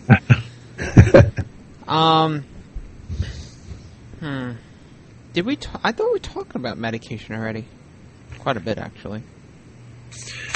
I don't think we talked about medication versus herbs and whether the homeopathy works. I think that's a question on the notes. Yeah, that is. I mean, like we're talking about like the pros and cons of. Yeah, let's start there. I mean, I think we already covered like the pros and cons of pills, and also how therapy can be augmented with a medication. But let's start with the herbal stuff. Let's work from there. I'm going to say without being an expert in it that yes, absolutely, some of it works. I used to have a naturopathic doctor for a client who swore by SAMe for depression. Now, should everyone listening rush out and get their own SAMe? Well, gosh, I don't know. How much of it do you need? What times of day do you take it? What's a safe dose? Do you have to ramp up? Do you need it with or without food? So it's good to have an expert around or do a lot of research. But yes, there are remedies out there, SAMe, 5-HTP, GABA, that help with depression and others that help with anxiety. Yeah, one thing that I would say about that is it pays to look at how the clinical trials on these things are done. The gold standard is a double-blind experiment to test these things, and sometimes the herbal remedies don't get that, but sometimes they do. So it's a question of looking at legitimate resources and trying to correct for the placebo effect as to whether or not they're effective. I also direct some of my clients who are medication adverse to naturopathic doctors, and if there's one locally, holistic pharmacist. For example, I'm lucky enough to have a pharmacist nearby, PhD in pharmacy, who in addition to running an ordinary pharmacy also does paid consultations on herbs and nutrition. So having some of the alternative experts around who can help with that sort of thing is very useful. If you can find and read the studies, as Chuck is saying, better yet. Yeah, and I think one of the aspects of that is that if it works, it works. Even a placebo works if you believe it works. So, but seriously, as far as that goes, I think that also integrates into a holistic lifestyle, where if you're eating the proper foods and watching your diet, getting a little exercise outdoors, that sort of thing, your body naturally generates a lot of these so-called psychotropic medications, and herbs can be a part of a holistic program as well.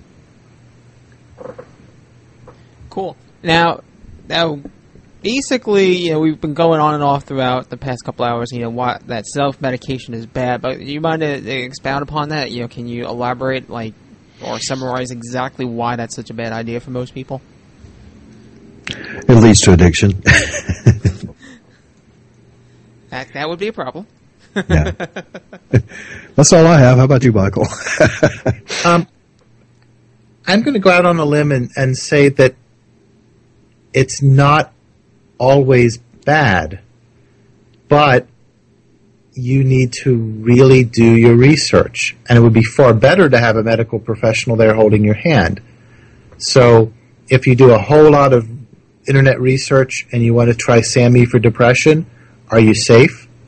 Maybe you are. Would you be better off if you had a pharmacist talking to you? Yes. Would you be better off if you had a naturopathic doctor? Absolutely.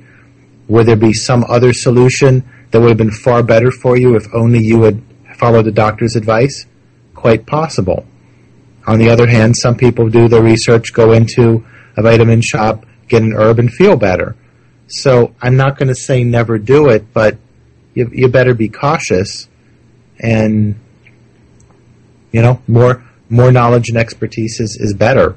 Yeah, I mean, it's also the whole WebMD effect. I remember, when I was getting blood work done a while ago, I would look at the blood work results and I'm like, oh my God, look at how many diseases I got, and the doctor's like, no, that's perfectly normal for all the crap you got. And look, it's going in a good direction. So yeah, whatever you're doing, keep doing that.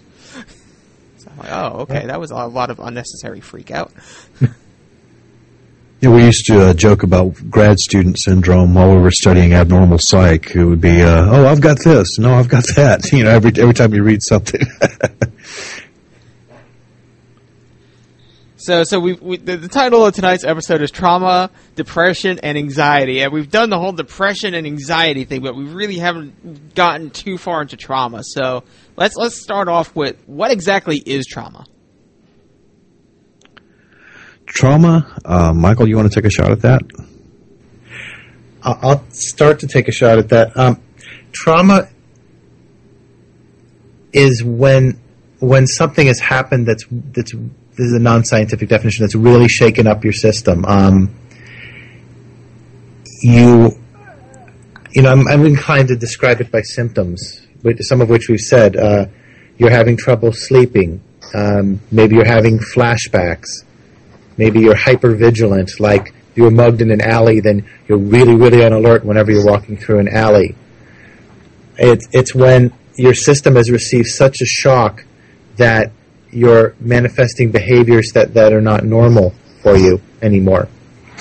There's such a thing as a one-time trauma and repeated trauma. There's an idea out there that trauma is additive. So you might get through being mugged fairly well, but then you're in a car crash and you get through that fairly well, and then you're raped, and all of a sudden things are really awful, maybe because of the rape, or maybe it's because you've taken so many shocks to the system. Yeah,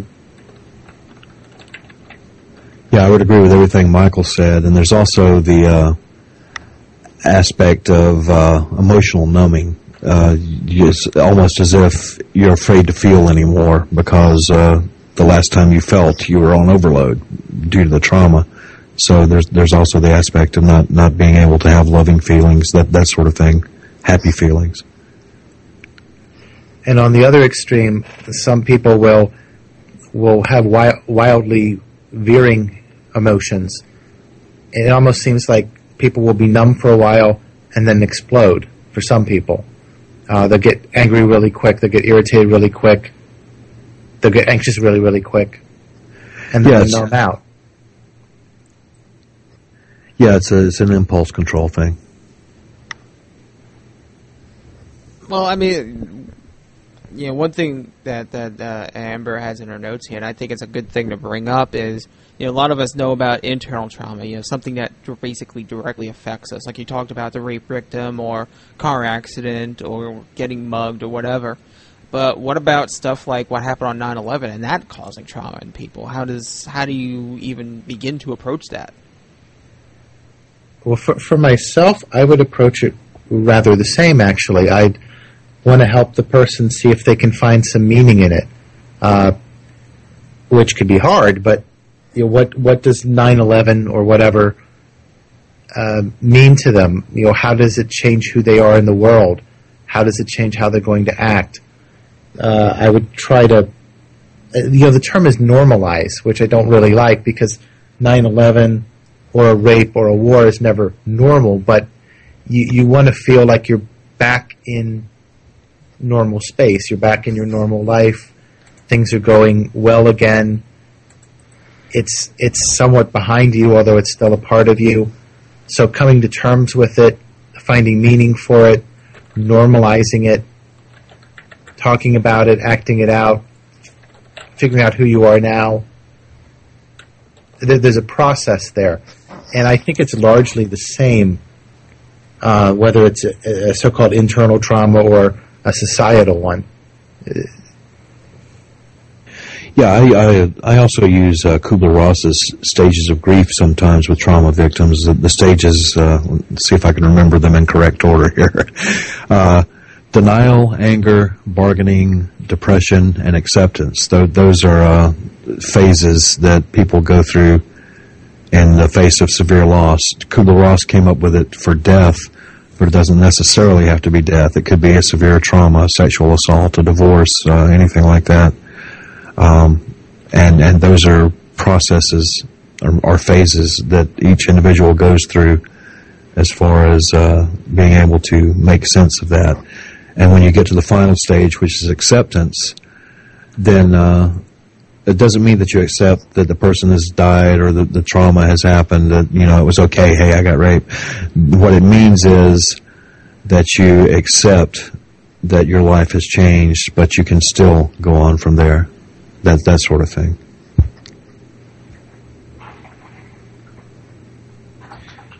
So, something that I'm thinking of, I'm not quite sure it flows smoothly from what Chuck was saying, but I'm thinking about definitions of trauma and how to deal with it. There's an idea out there, you find it in the EMDR community, which I could define in a moment, but the idea that trauma memories are almost stored separately, stuck, if you will. So if somebody has been in a car accident, to go back to that one, for some people, they remember it exactly in every single detail. For some people, they can still hear the tires screeching. For some people, they can still smell the rubber from the tires. It's like the memory is standing by itself in separate storage, and you want to integrate that. You want them to be able to think of positive things that have happened too. It's like, so when they think of driving, they don't always think of car wreck and then see, feel, and hear it and smell it in real time. But when they think of driving, they can also remember the pleasant drive in the country, all the times they've driven to work with no problem, the time they were laughing and joking with a friend while driving. And the theory, anyway, is that the memories are starting to connect to each other and integrate in the brain. I don't know about the neurobiology of that, but the EMDR folks talk about it conceptually that way, that you're trying to get the memories to connect, and when it's not standing by itself anymore, and you can see the good and the bad together, that it stops being as traumatic for the person. Am I making sense? Yes, and the neurobiology backs that up as well. That's what I was talking about earlier with the circuit breaker thing. There's actually a physical disconnect in a traumatic event around certain regions of the brain, and you have to go back in and physically reconnect those connections in order to be able to experience those emotions and those events in a safe way. That's kind of part of the EMDR type of thing, to reintegrate those memories, and by consciously changing the way you think, you actually rewire your brain. That's one of the principles of that. Thank you. So the 30-second explanation of EMDR, eye movement, desensitization, and reprocessing, right? Yeah. Okay.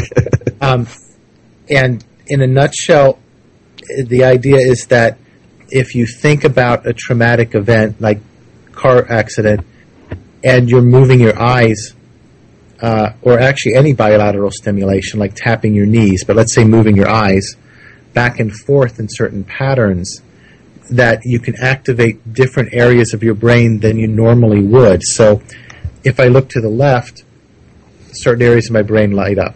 If I look to the right, certain areas of my brain light up. So I can use that. I'm thinking about the car accident, but I'm moving my eyes in an odd pattern. I'm firing areas of the brain that have not been firing when I think about the car accident. And what I'm doing is I'm helping to make new connections and normalize the memory. Now, I've had... You back? I think Amber's about to get disconnected. Sorry. Okay. So anyway, for folks listening, EMDR is a technique practiced by some therapists for help with traumatic situations.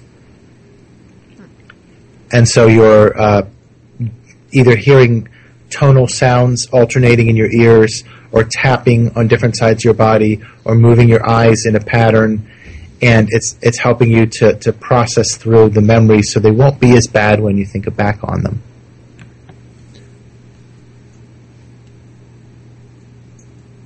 And we are losing Amber, yes. Yep.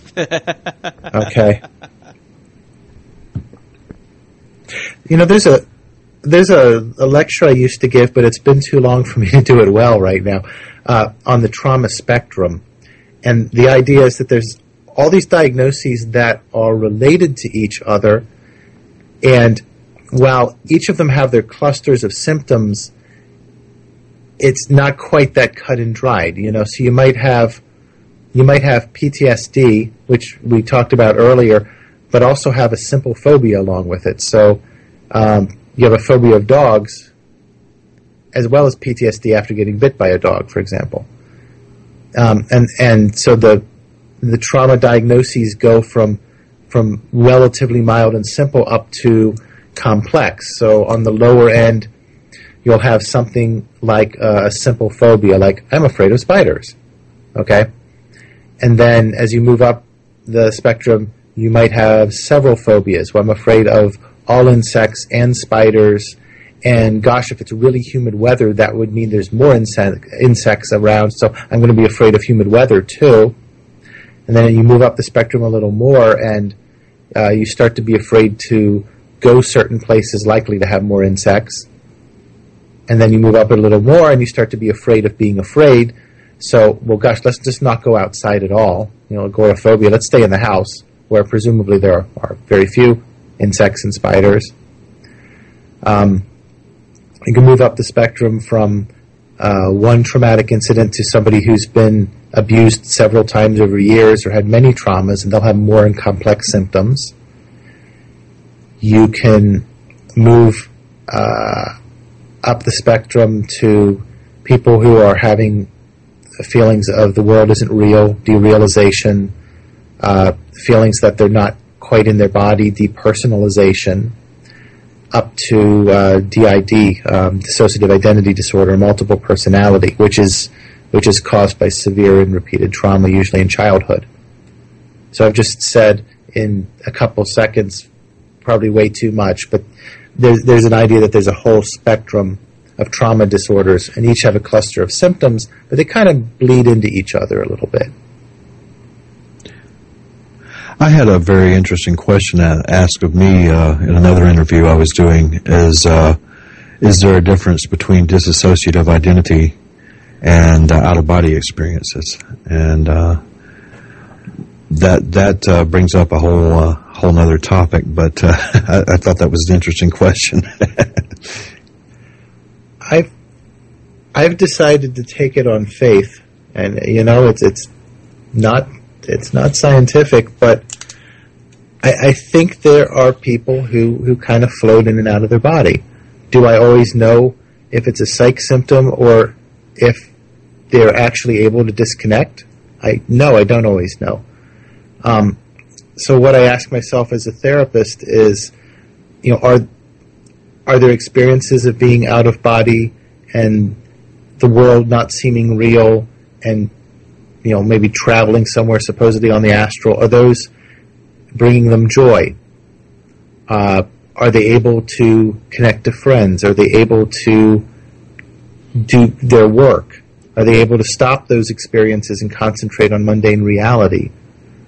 And that's kind of my common sense rule of thumb for, is this a problem or not? So I have a lot of clients who will say that they're in a stressful, anxious situation, dare we say traumatic situation, and they go up to the ceiling and watch themselves from above. Okay, so is this depersonalization, which is a symptom of an anxiety symptom, a trauma symptom, or are they pagan and they're able to go outside their body? I don't know. I leave open the possibility of both. Yeah, that's pretty much the same conclusion I came to. It's just how detrimental is this to the individual's lifestyle, and that's usually the criteria I go with as well.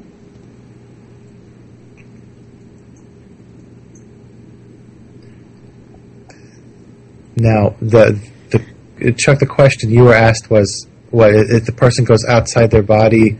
Is that different than dissociative identity disorder?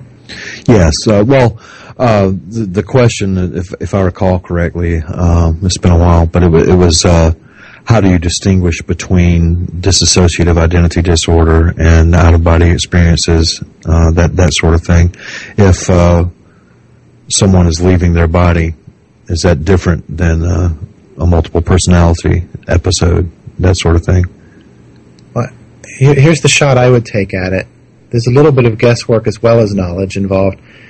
If somebody is floating up to the ceiling and seeing themselves below, it's possible that they're multiple personality and another personality is controlling the body while they watch. But that's not anywhere near proof. Multiple personality or dissociative personality identity disorder is two or more distinct personalities that take control. So do they act very different at times? Do they dress different? Do people call them different names on the street? Do they have several hours of blanks in their memory or years of blanks in their memory that they can't account for? do they have different skills at different times? There's a lot more to it than, I don't quite feel like myself, and I'm sort of watching myself talk. That's one symptom, but there's a whole lot of other symptoms, that I'd want to see. Yeah. What about people who consider themselves to be otherkin, or something that has a soul other than human? You're asking if that's different than multiple personality or dissociative identity disorder? Right. What would you consider that? I would personally consider it, looking at it from the viewpoint, again, of is it causing them harm? Is the behavior detrimental to them in any way? And if they don't have, as Michael said earlier, if they don't have multiple distinct identities, then that's not it's a lot easier to say multiple personality disorder than dissociative identity disorder. DID, they don't have DID, let's put it that way, if there's no discrete, separate identities.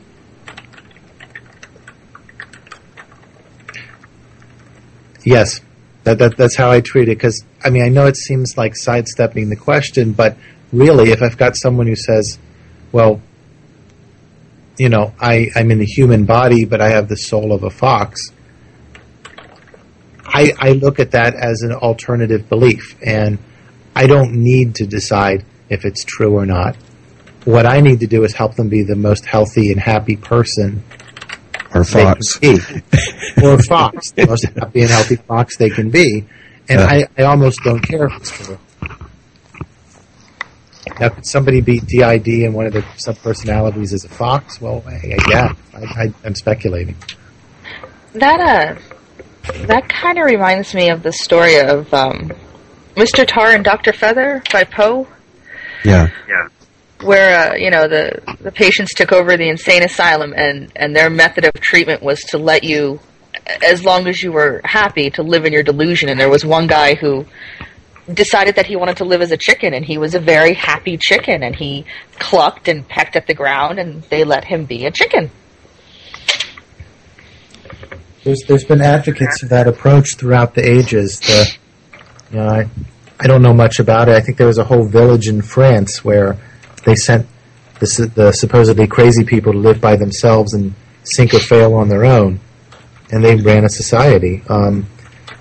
There's an approach in the early 70s, back when there was more time and money and institutions to do this sort of thing, where you'd let the person live in their delusion, assuming it was a delusion, and the idea was that there was some sort of corrective experience in it, that their mind made them crazy because they need to be, darn it, right now, and that they'll come out of it when they've resolved their issue for themselves. Yeah, and that's, I was about to say, with the delusional aspect, we're leaving the realm of therapy and entering into the realm of philosophy with how do we know that our lives aren't delusion and the crazy people are the same ones, like Dr. Tar and Professor Feather. Goes back to the story of, what was it, the Buddhist monk that had the dream that he was a butterfly, and then he ended up thinking, well, what if this life that I'm living is really the dream, and the butterfly dream that I had is what's real. Yeah. Exactly. How would you know? I'm reminded of the time I was walking into a psychiatric day program, and I had it in mind, is schizophrenia really crazy, or is it psychic people who didn't get through the transition or the test okay? Now, as an aside, yes, I do believe in schizophrenia. I've seen it.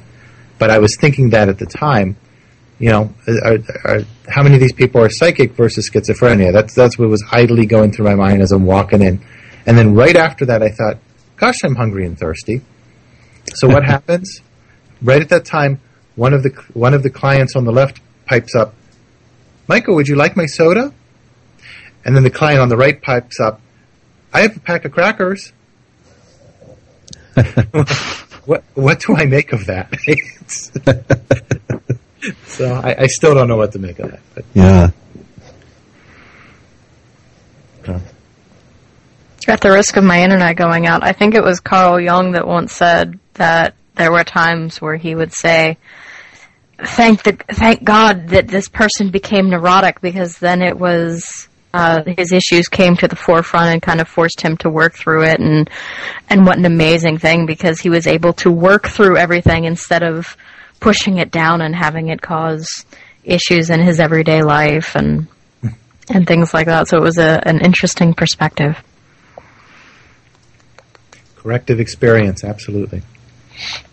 Yeah.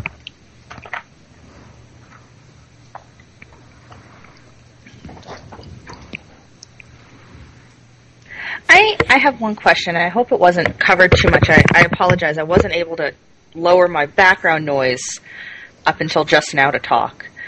But what do you do? Like, how do you approach a patient who, I guess, has that graduate's disease that you're talking about, where you know just enough to be a pain in the ass? How do you approach that when the person is able to psychoanalyze themselves and they're aware of their depression or their anxiety, but the body is still stuck in the pattern of feeling depression or feeling anxiety, but yet the mind is cognizant enough to know that the mind is able to know exactly what's going on. I don't know if that makes sense. I think that makes sense. Let me take two stabs at that. And I'm trying to ignore the echo back I'm getting as I talk. I hope nobody else is hearing it. That was coming from Sam. Sam seems to have fixed that. It went away. You're good. Okay, so the first thing I would do is not try to out-expert them. So if they're doing their own reading and they're coming up with theories and hypotheses, excellent. We're going to pay attention to them, because I want someone to be a co-pilot in therapy. You know, I'm usually the expert in the room, but I invite people to take some power in their treatment. It can be annoying at times, but it's a good thing mostly that people are paying attention to their own needs in reading and thinking. In terms of the person who intellectually understands or thinks they understand what's going on, and yet the body keeps doing it, I think I try to have them do more physical things that might pop them out of it. Let's say it's depression. Maybe they need to exercise more. So, they can think their theories all they want, but there's studies showing that exercise early in the morning, God forbid, but exercise early in the morning helps depression. So let's get their body popping itself physically out of the depression by doing that. If there's some evidence of seasonal affective disorder, let's get a light box, and then they can think whatever theory they want, but we've got the right amount of light going into their pupils. Those are my two thoughts on it. Yeah, I would echo what Michael said. I would, what I tell my clients is my job is to work myself out of a job, is to give them the skills to be able to do that. So I have no problem with them being active participants in what's going on. But one thing that I would say is that being aware of having a diagnosis is just the first step. That's kind of like I'm aware that I need to work out if I want to stay healthy. Do I do it? No. But the idea there is the being aware of it is a step, but there's also other things that you have to do in order to deal with the diagnosis itself. Alonda, do we answer your question? That was Sam. Skype's having an identity crisis. Yeah, I noticed that. Okay. Michael and I have switched bodies, apparently. Really? Okay. I mean, it's kind of sudden. You just met and all that. Well, it was all that, that talk about out-of-body experiences. Okay. Yeah, Skype's special some days. But it's free, so we like it.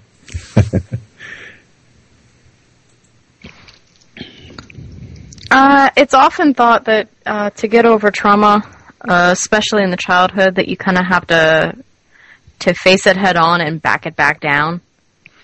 Is that necessarily true, or is it case-by-case basis like everything else we discussed, or is it just healthier to face it quickly and just get it over with? I'll take a shot at it. It's case-by-case. I do have a mild bias towards facing it, but that's not always the right move.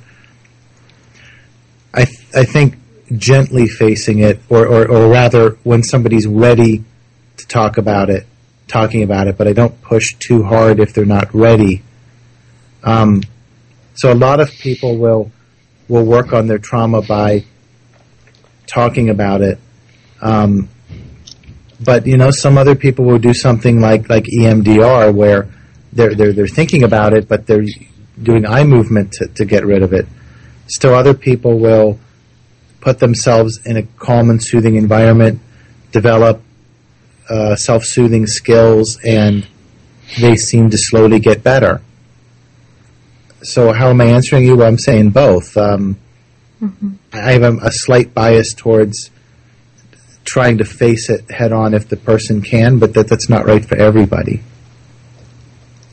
Yeah, and I think it's, to use an analogy, it's the difference between stepping off into a pool, using the ladder, and doing a belly flop off the high dive. Some people can handle that, and some people can't. So I agree with Michael that it should be on a case-by-case basis. One thing that I do when I do a lot of creative visualization when working with trauma victims, and if I'm doing a guided visualization, I just tell them at any time if this gets to be too overwhelming for you, raise your hand and we'll stop. And I'll let them be the guide as to what's acceptable for them and what's not. That's a good approach. Thanks. What about the repressed memories, going along with the childhood and facing things? If people are aware that they have memories that they don't remember, or I guess more accurately would be that they have blank spaces of time or lost time, is it considered in some cases okay to just leave that go? Or is it something to where if you're aware of it, it means that you should work on it? I take my cue from the client, and I'm talking right now, but Skype is telling me I'm scurvy dog. So, this is Michael. I take my cue from the client on that. What I've tended to find is that the memories surface when some part of the person thinks they're ready to be able to face it. It's not always quite that neat. Sometimes they get something that's overwhelming. Sometimes they get nothing and want it. But like I'll be working with someone about trauma, and then a few months in, they mention, "Oh, and I can't remember this entire year." And I'll sort of inquire to see if they're very curious about that, and do they care that they can't remember? And then we'll work on self-soothing skills for a while so that they're able to handle difficult emotion, which people with trauma often have. And after a while, we've been working on self-soothing skills. They have more tools for calming themselves down and soothing themselves. And then, lo and behold, a fuzzy partial memory will come out of that year. And it'll start to unfold, sort of like that. And that memory will presumably be a difficult memory, and they'll feel worse for a while, and then we'll go back to working on soothing skills. And then they'll get calm again, and then another piece of memory will surface. And we sort of titrate back and forth between, trying to find the memory and the soothing and the skill. Does that answer it? Mm-hmm. Okay. There's more I could say on repressed memories, but I'll shut up for the moment. Just to have it in there, just in case there's somebody listening that wants to tackle this. for a loved one. It's one thing to be trained and help somebody go through trauma, and especially when it comes to reliving things. What is the safest amount of help that somebody can give another loved one being untrained? What jumps to my mind first, and Chuck may have other ideas, help them with relaxation skills. Somebody who's been traumatized, is their emotions are all over. They've got all the symptoms we've already talked about quite a bit. What can they do when they're feeling bad? Well, someone who's untrained could suggest somebody read a book. Someone who's untrained might know meditation and teach it to them. Someone who is untrained might have a discussion on exercise and going for walks. The person may need more help than that, but that's, I think, certainly something that an untrained loved one could do, is what are some ordinary routine things the person can do to soothe themselves. And I would add to that, just being there for them. Ask them what they need from you, and let them guide you as far as that goes. And just being supportive, and not always necessarily trying to fix things, but just being there to be an ear for them to be able to talk about what it is. Good. Yeah, absolutely. Now, what about the other half of that? Can we touch on some things where if they try to push something when a loved one isn't ready, what are some of the negative things that they could accidentally cause by pushing somebody to deal with their trauma when they're not ready? Shutdown is one of the first things that comes to mind, a total emotional shutdown. I don't know if you've ever watched that show, Intervention. I'm not big on the confrontational types of intervention. But if you're trying to push somebody to where they don't want to go before they're ready, then I guess in the worst case scenario, I'm not saying this is true in all cases, but if there was a worst case, that you could get them where they would never want to deal with it again, and push it down so far that it started bubbling up in other ways. And in addition to shutdown, you could get any of the other reactions to an event. You could get them yelling at you. You could get them very agitated and distraught. They could go into a depressive phase. Maybe they could get a memory that they're not ready for. So shutdown or extreme emotion.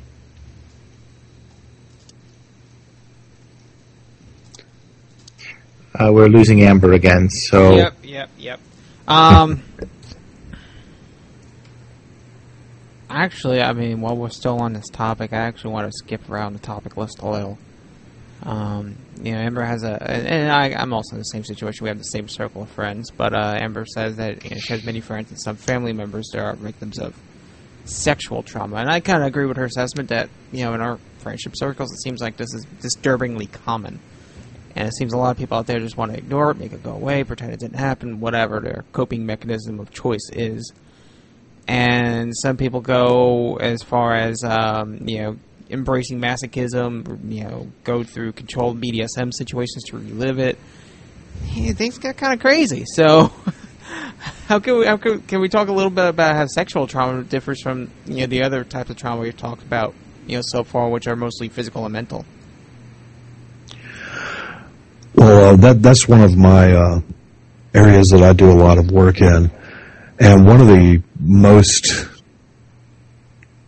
sexual trauma is one of the most devastating types of trauma, because usually when someone has been sexually abused, it's been by a family member or a close friend. It's very, very rare that a stranger sexually assaults somebody. So you've got the added element of breaking that trust on top of just the regular trauma. Does that answer your question? Or? Yeah, I guess so. I would throw in there shame from society, friends, family. I would throw in there the old stereotypes of the victim deserved it. That's less common now, but it's still out there.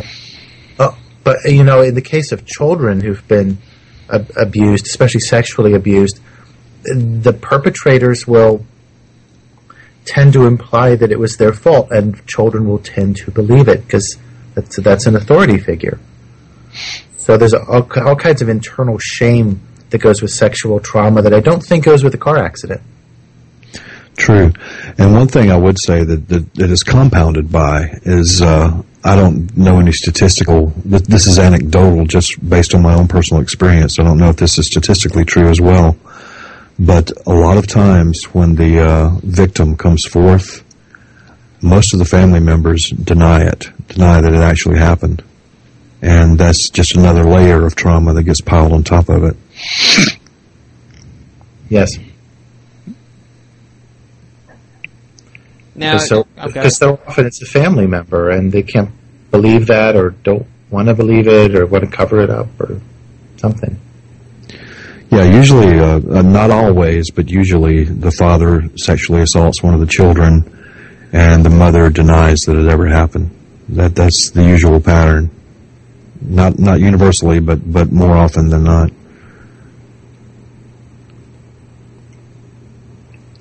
Yeah, I think we've firmly established that trauma is a very, very serious thing, and are there people, like I know with medical doctors, you have your general practitioners, and then you have your specialists. Is there something like that in the field of psychology or psychiatry for specifically dealing with trauma, recovering from trauma? Yes, there's all kinds of different support groups for different types of trauma. Is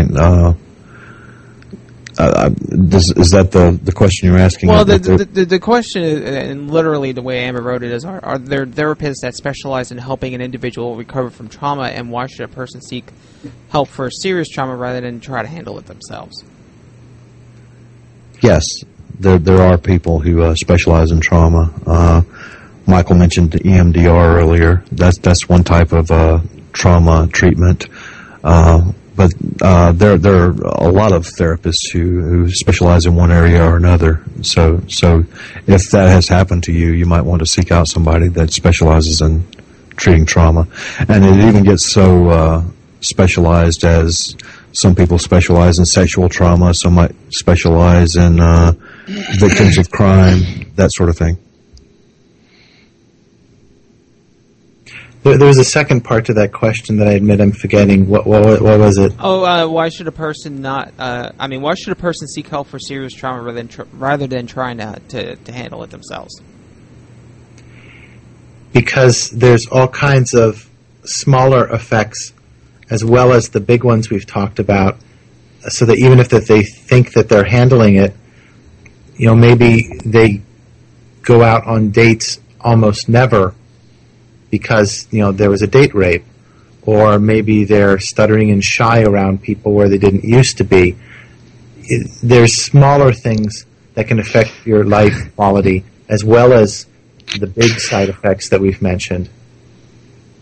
But that's one reason. And I guess something that hasn't been mentioned yet is that traumatic events, especially ones that have been repressed or not quite forgotten but really out of mind a lot, can pop up later in life when people think they've gone away. So it's very common that I'll get a 27-year-old or a 35-year-old or a 42-year-old who is now suddenly dealing with what happened when they were a teenager. And their question is, well, what the heck? I thought I was done with this long ago, and why after all these years? And for a variety of reasons, old trauma can pop up that hasn't been dealt with. So that's maybe another reason for handling it. One of the things, too, I'm not trained in EMDR, but I've read some of the literature, and one of the things that they say in EMDR is the part of the brain that those traumatic experiences is stored in doesn't have a sense of time. In other words, time doesn't heal all wounds. So at some point in time, unless it's dealt with, it's going to resurface, according to EMDR. I don't know the statistical evidence on that. From a hypnotherapy standpoint, you kind of run into that too.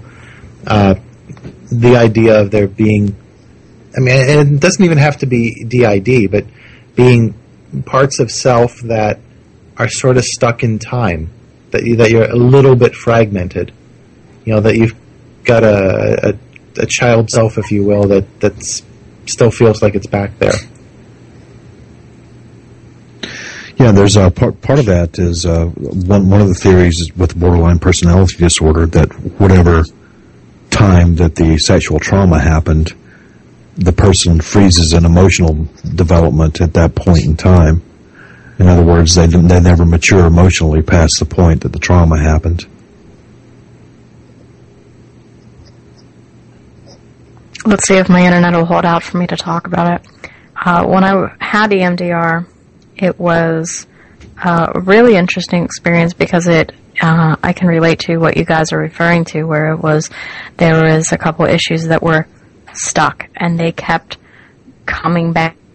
No matter what logic, no matter what, like, I was aware of them, I could reason through them, but they kept coming back. And when you had mentioned earlier about the brain kind of putting traumatic instances off to the side, it was the most amazing phenomenon.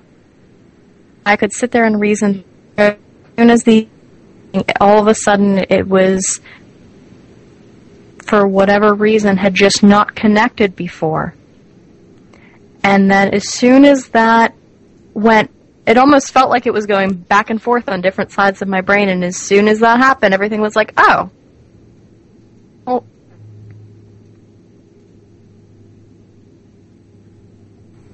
And then Amber's internet went, well, we're just not going to let this conversation continue.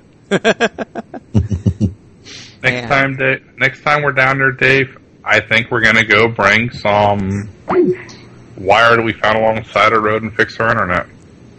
Yeah, we're going to have to just import our own wire to that island. But Amber had something pertinent to say, so we're going to phone her in now.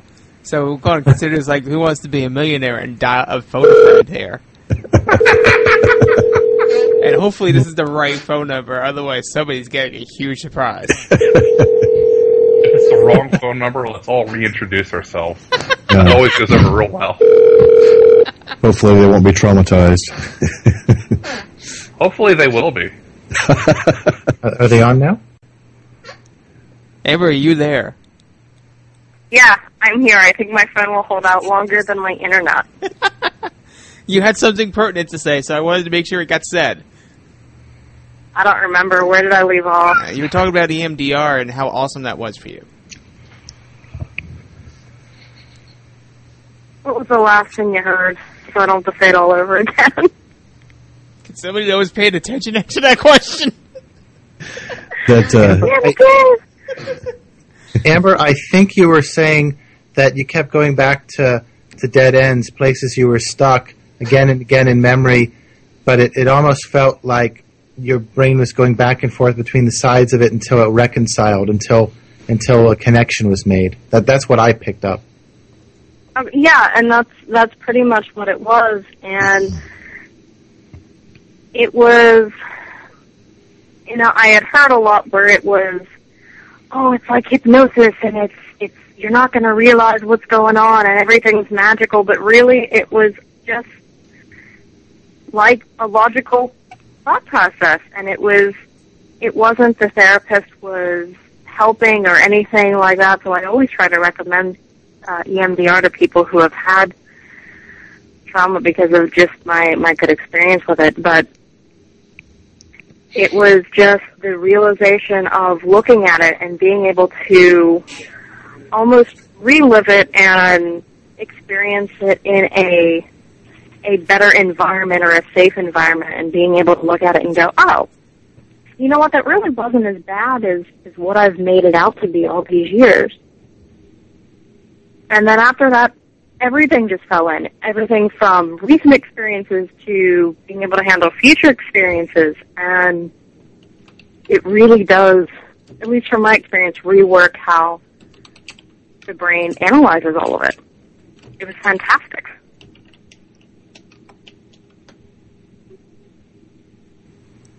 So I'm glad you found that successful and it worked for you. A lot of people like that. Or rather not like it, but it works. Yeah, I wouldn't exactly say it was all pleasant and rainbow. No. Yeah.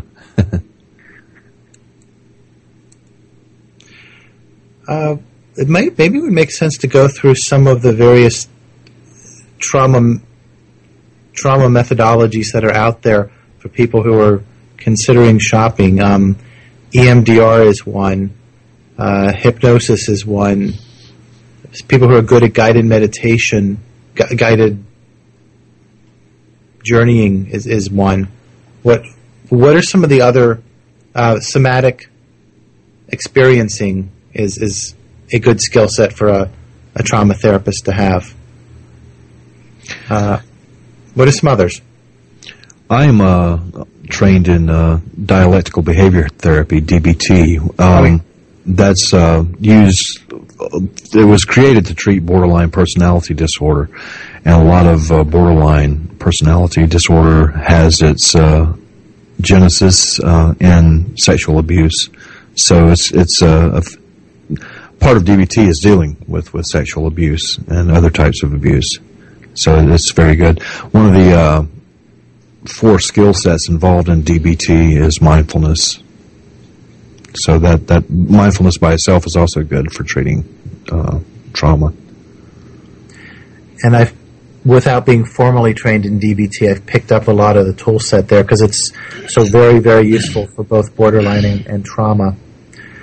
For a long while, I was running groups for borderline personality with a group curriculum called STEPS, which is a lot like DBT, but it's a curriculum called STEPS out of University of Iowa. Yeah. But yeah, I guess if you're shopping for a trauma therapist, you're not going to see STEPS on their website very often. Yeah, probably not. I use a lot of Jeff Brantley's work out of Duke University. He used to be the director of the mindfulness research at Duke University. I don't know if he still is, but he has a lot of good stuff too.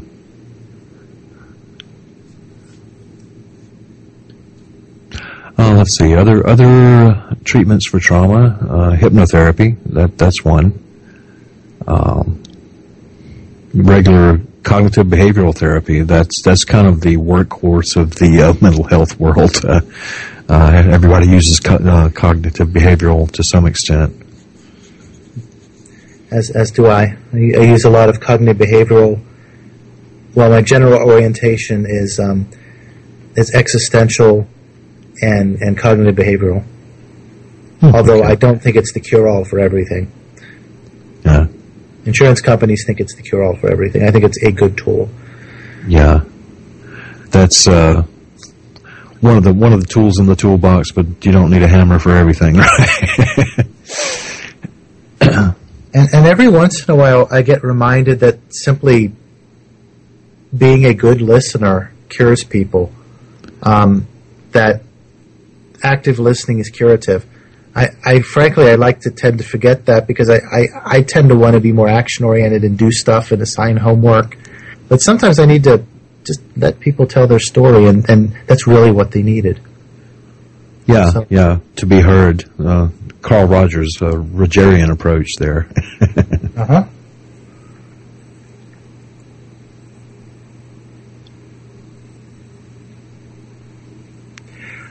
I'm Just going. a side note, I'm away from the computer, so I don't have show notes. So just letting you know that I have no idea what's left. That was actually the last topic. Okay. I want to throw in art therapy for trauma. Some art therapists are fabulously good. In the Maryland area, I know one that's really good. I'm going to a training in art therapy for trauma for non-art therapists next week. I also know a couple therapists that do movement and dance therapy for trauma. A part of the idea here is if one modality isn't working, you shift to another. So if thinking through it logically is leaving you stuck, you try and dance it. If dancing doesn't feel right, you try and paint it. You try and move around different skill sets and areas of the brain until the abilities of some area start to move you toward wholeness. So, especially for trauma, I'd throw in movement therapists and art therapists too. Don't discount them. Yeah, I would agree with that. There's different learning styles as well. You know, some people are visual, some people are auditory, some people are kinesthetic. And if you can engage those parts of their brain, they respond better. And one other thing I want to say about, you mentioned art therapy. There's dance therapy, music therapy, play therapy. And all of those, since this is a pagan radio show, all of those work well within the pagan community, especially if you're doing a lot of therapy with the pagan community, doing art,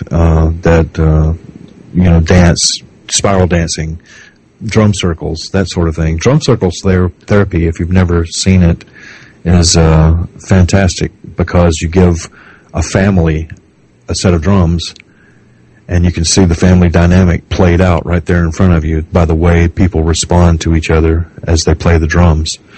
So, yeah, there's a lot of pagan-friendly techniques to be had, too, and they don't all have to be just sitting down talking to each other.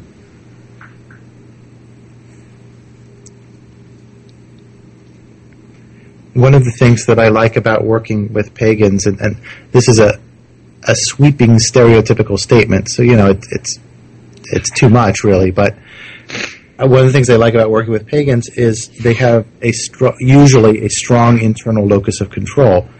The pagans are used to taking control of their ritual, taking control of their magic, taking control of their religion, and doing stuff.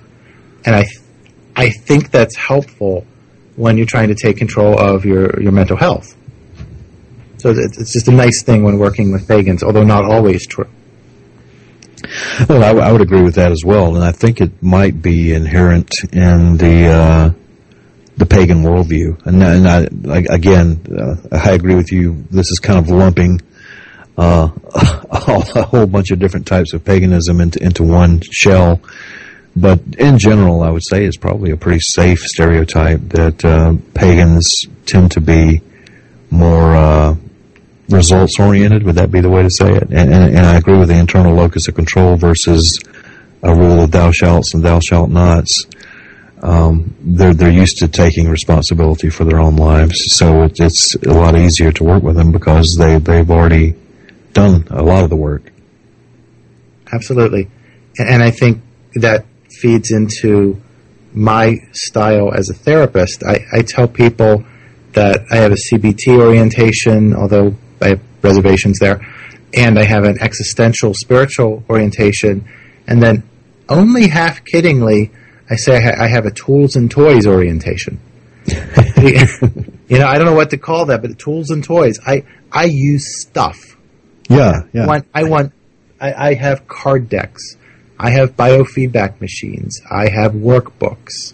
I have crystals. You know, I have meditation CDs.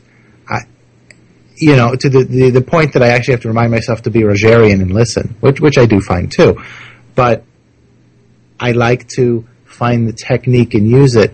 And so my typical client is someone who comes to me and says, you know, I saw my last therapist for 3 years and I love her to death and I don't feel like I got anywhere and all she did was listen. Well, I know better. I know that listening was actually curative, but there's some truth there too. I suggest more exercises that maybe I think it's part of my pagan worldview. And for some people, it works quite well. Yes, I'm very fortunate to have an office that backs up onto a park with a river running through it, and I do a lot of on days when the weather's fine. We go outside and look at the trees and walk through the park and talk about things, and that's another element, bringing in nature. I'm a firm believer in the healing power of nature. Obviously, that's a part of the pagan worldview and very therapeutic worldview, so it's just nice how they work together that way. Absolutely. So, something I'm working to learn, as we speak. I'm no master of it yet, but Dr. Tina DeSouza has something called the PUIS technique, primary unconscious integrated system. She's a psychologist out of Sao Paulo, Brazil, and she's on faculty at University of Sao Paulo. She's a grad student advisor there. She's a union psychologist, and lo and behold, she's also the head of an Umbanda temple. Umbanda is an African-based spirituality, vaguely similar to Santeria or Voodoo, only it's a Brazilian variant. So I'm forgetting the title. You know, she's the equivalent of a high priestess, you know, witch mother, only they never call it that. My point is that she's taking a pagan spirituality and an emphasis on the four elements with a psychologist's point of view, and she's building a half spiritual, half psychological system of balancing the four elements within a person to achieve harmony and health. Oh, go ahead. So that's a long-winded way of saying that I'm going to say more long-winded, that a pagan view of balancing the elements to achieve harmony could result in better mental health, and there's a system actively being built and practiced and taught to therapists. You know, it's not common yet. It's out of Brazil, but I'm trying to learn it. Yeah. What I was going to say is my particular spiritual path is Druidry, and a lot of the Druid elders, leaders, have some background in psychology or psychotherapy, as well as a lot of Wiccan and other pagans. I believe Selena Fox has a background in it, and she does. Margot Adler, I believe, some of the other ones. I know Philip Carr-Gomm does. But the point being that there's a blend of a psychotherapy and pagan spirituality that has always been there at some level for at least as long as psychotherapy has existed anyway. I mean, even going back to Jung, who looked at world myths and that sort of thing.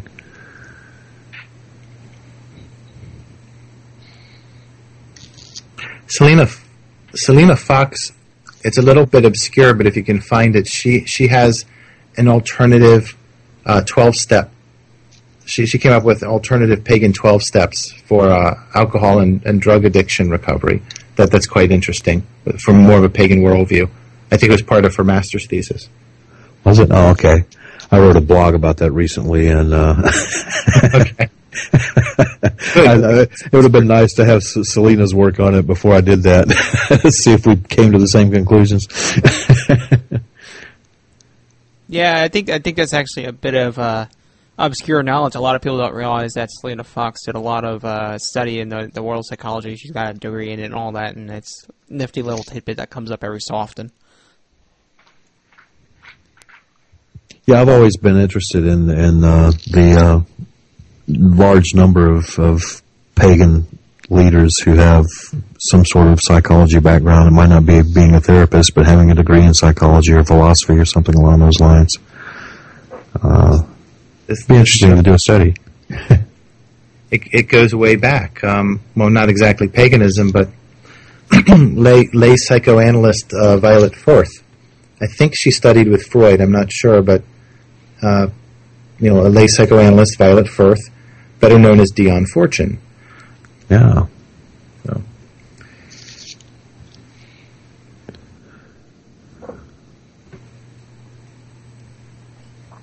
Amber, are you still with us? I'm still with everybody. I just know that the phone has a second or two delay, so it can be awkward cutting in. Okay. You want to wrap things up?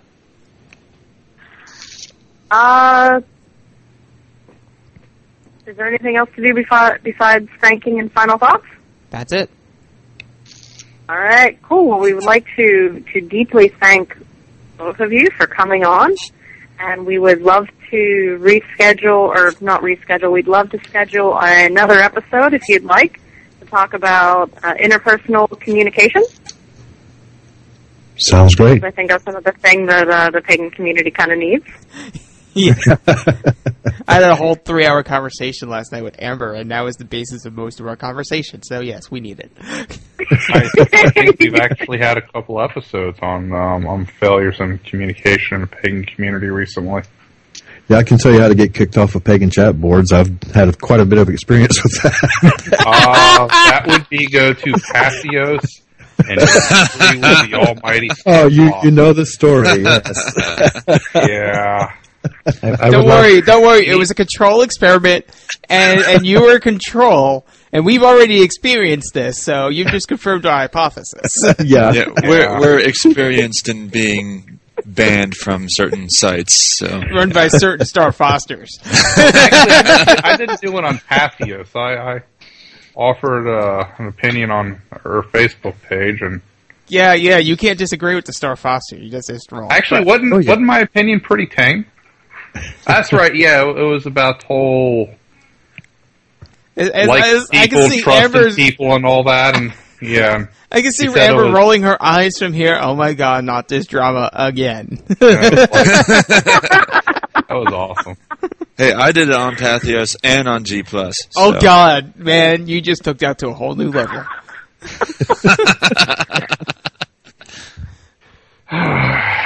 I won't condone the fact that it is kind of sleazy, but I'm not going to speak against it because, well, it's not that sleazy. Final thoughts.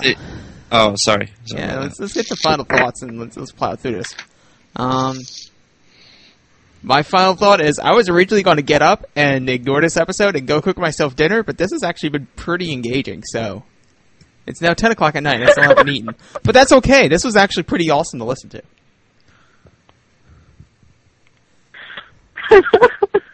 My final thought. Okay, I don't know whether to smack you or to say thank you. Thank you, Scurvy. My final thought is the second Dave, and yeah, that was awesome.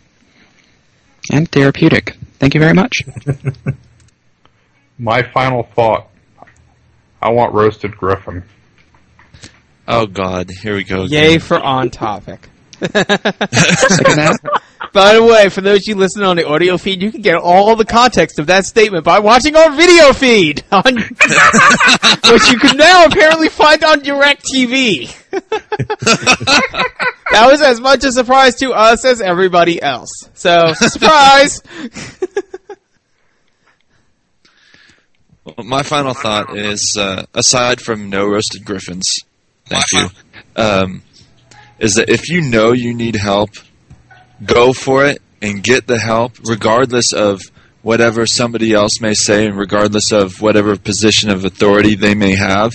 If you know you need help, go for it, regardless of what they say. My final thoughts, I'd agree with what Sam said. And also, if you've been traumatized by a picture of Tub Girl, I am considering starting a support group for that.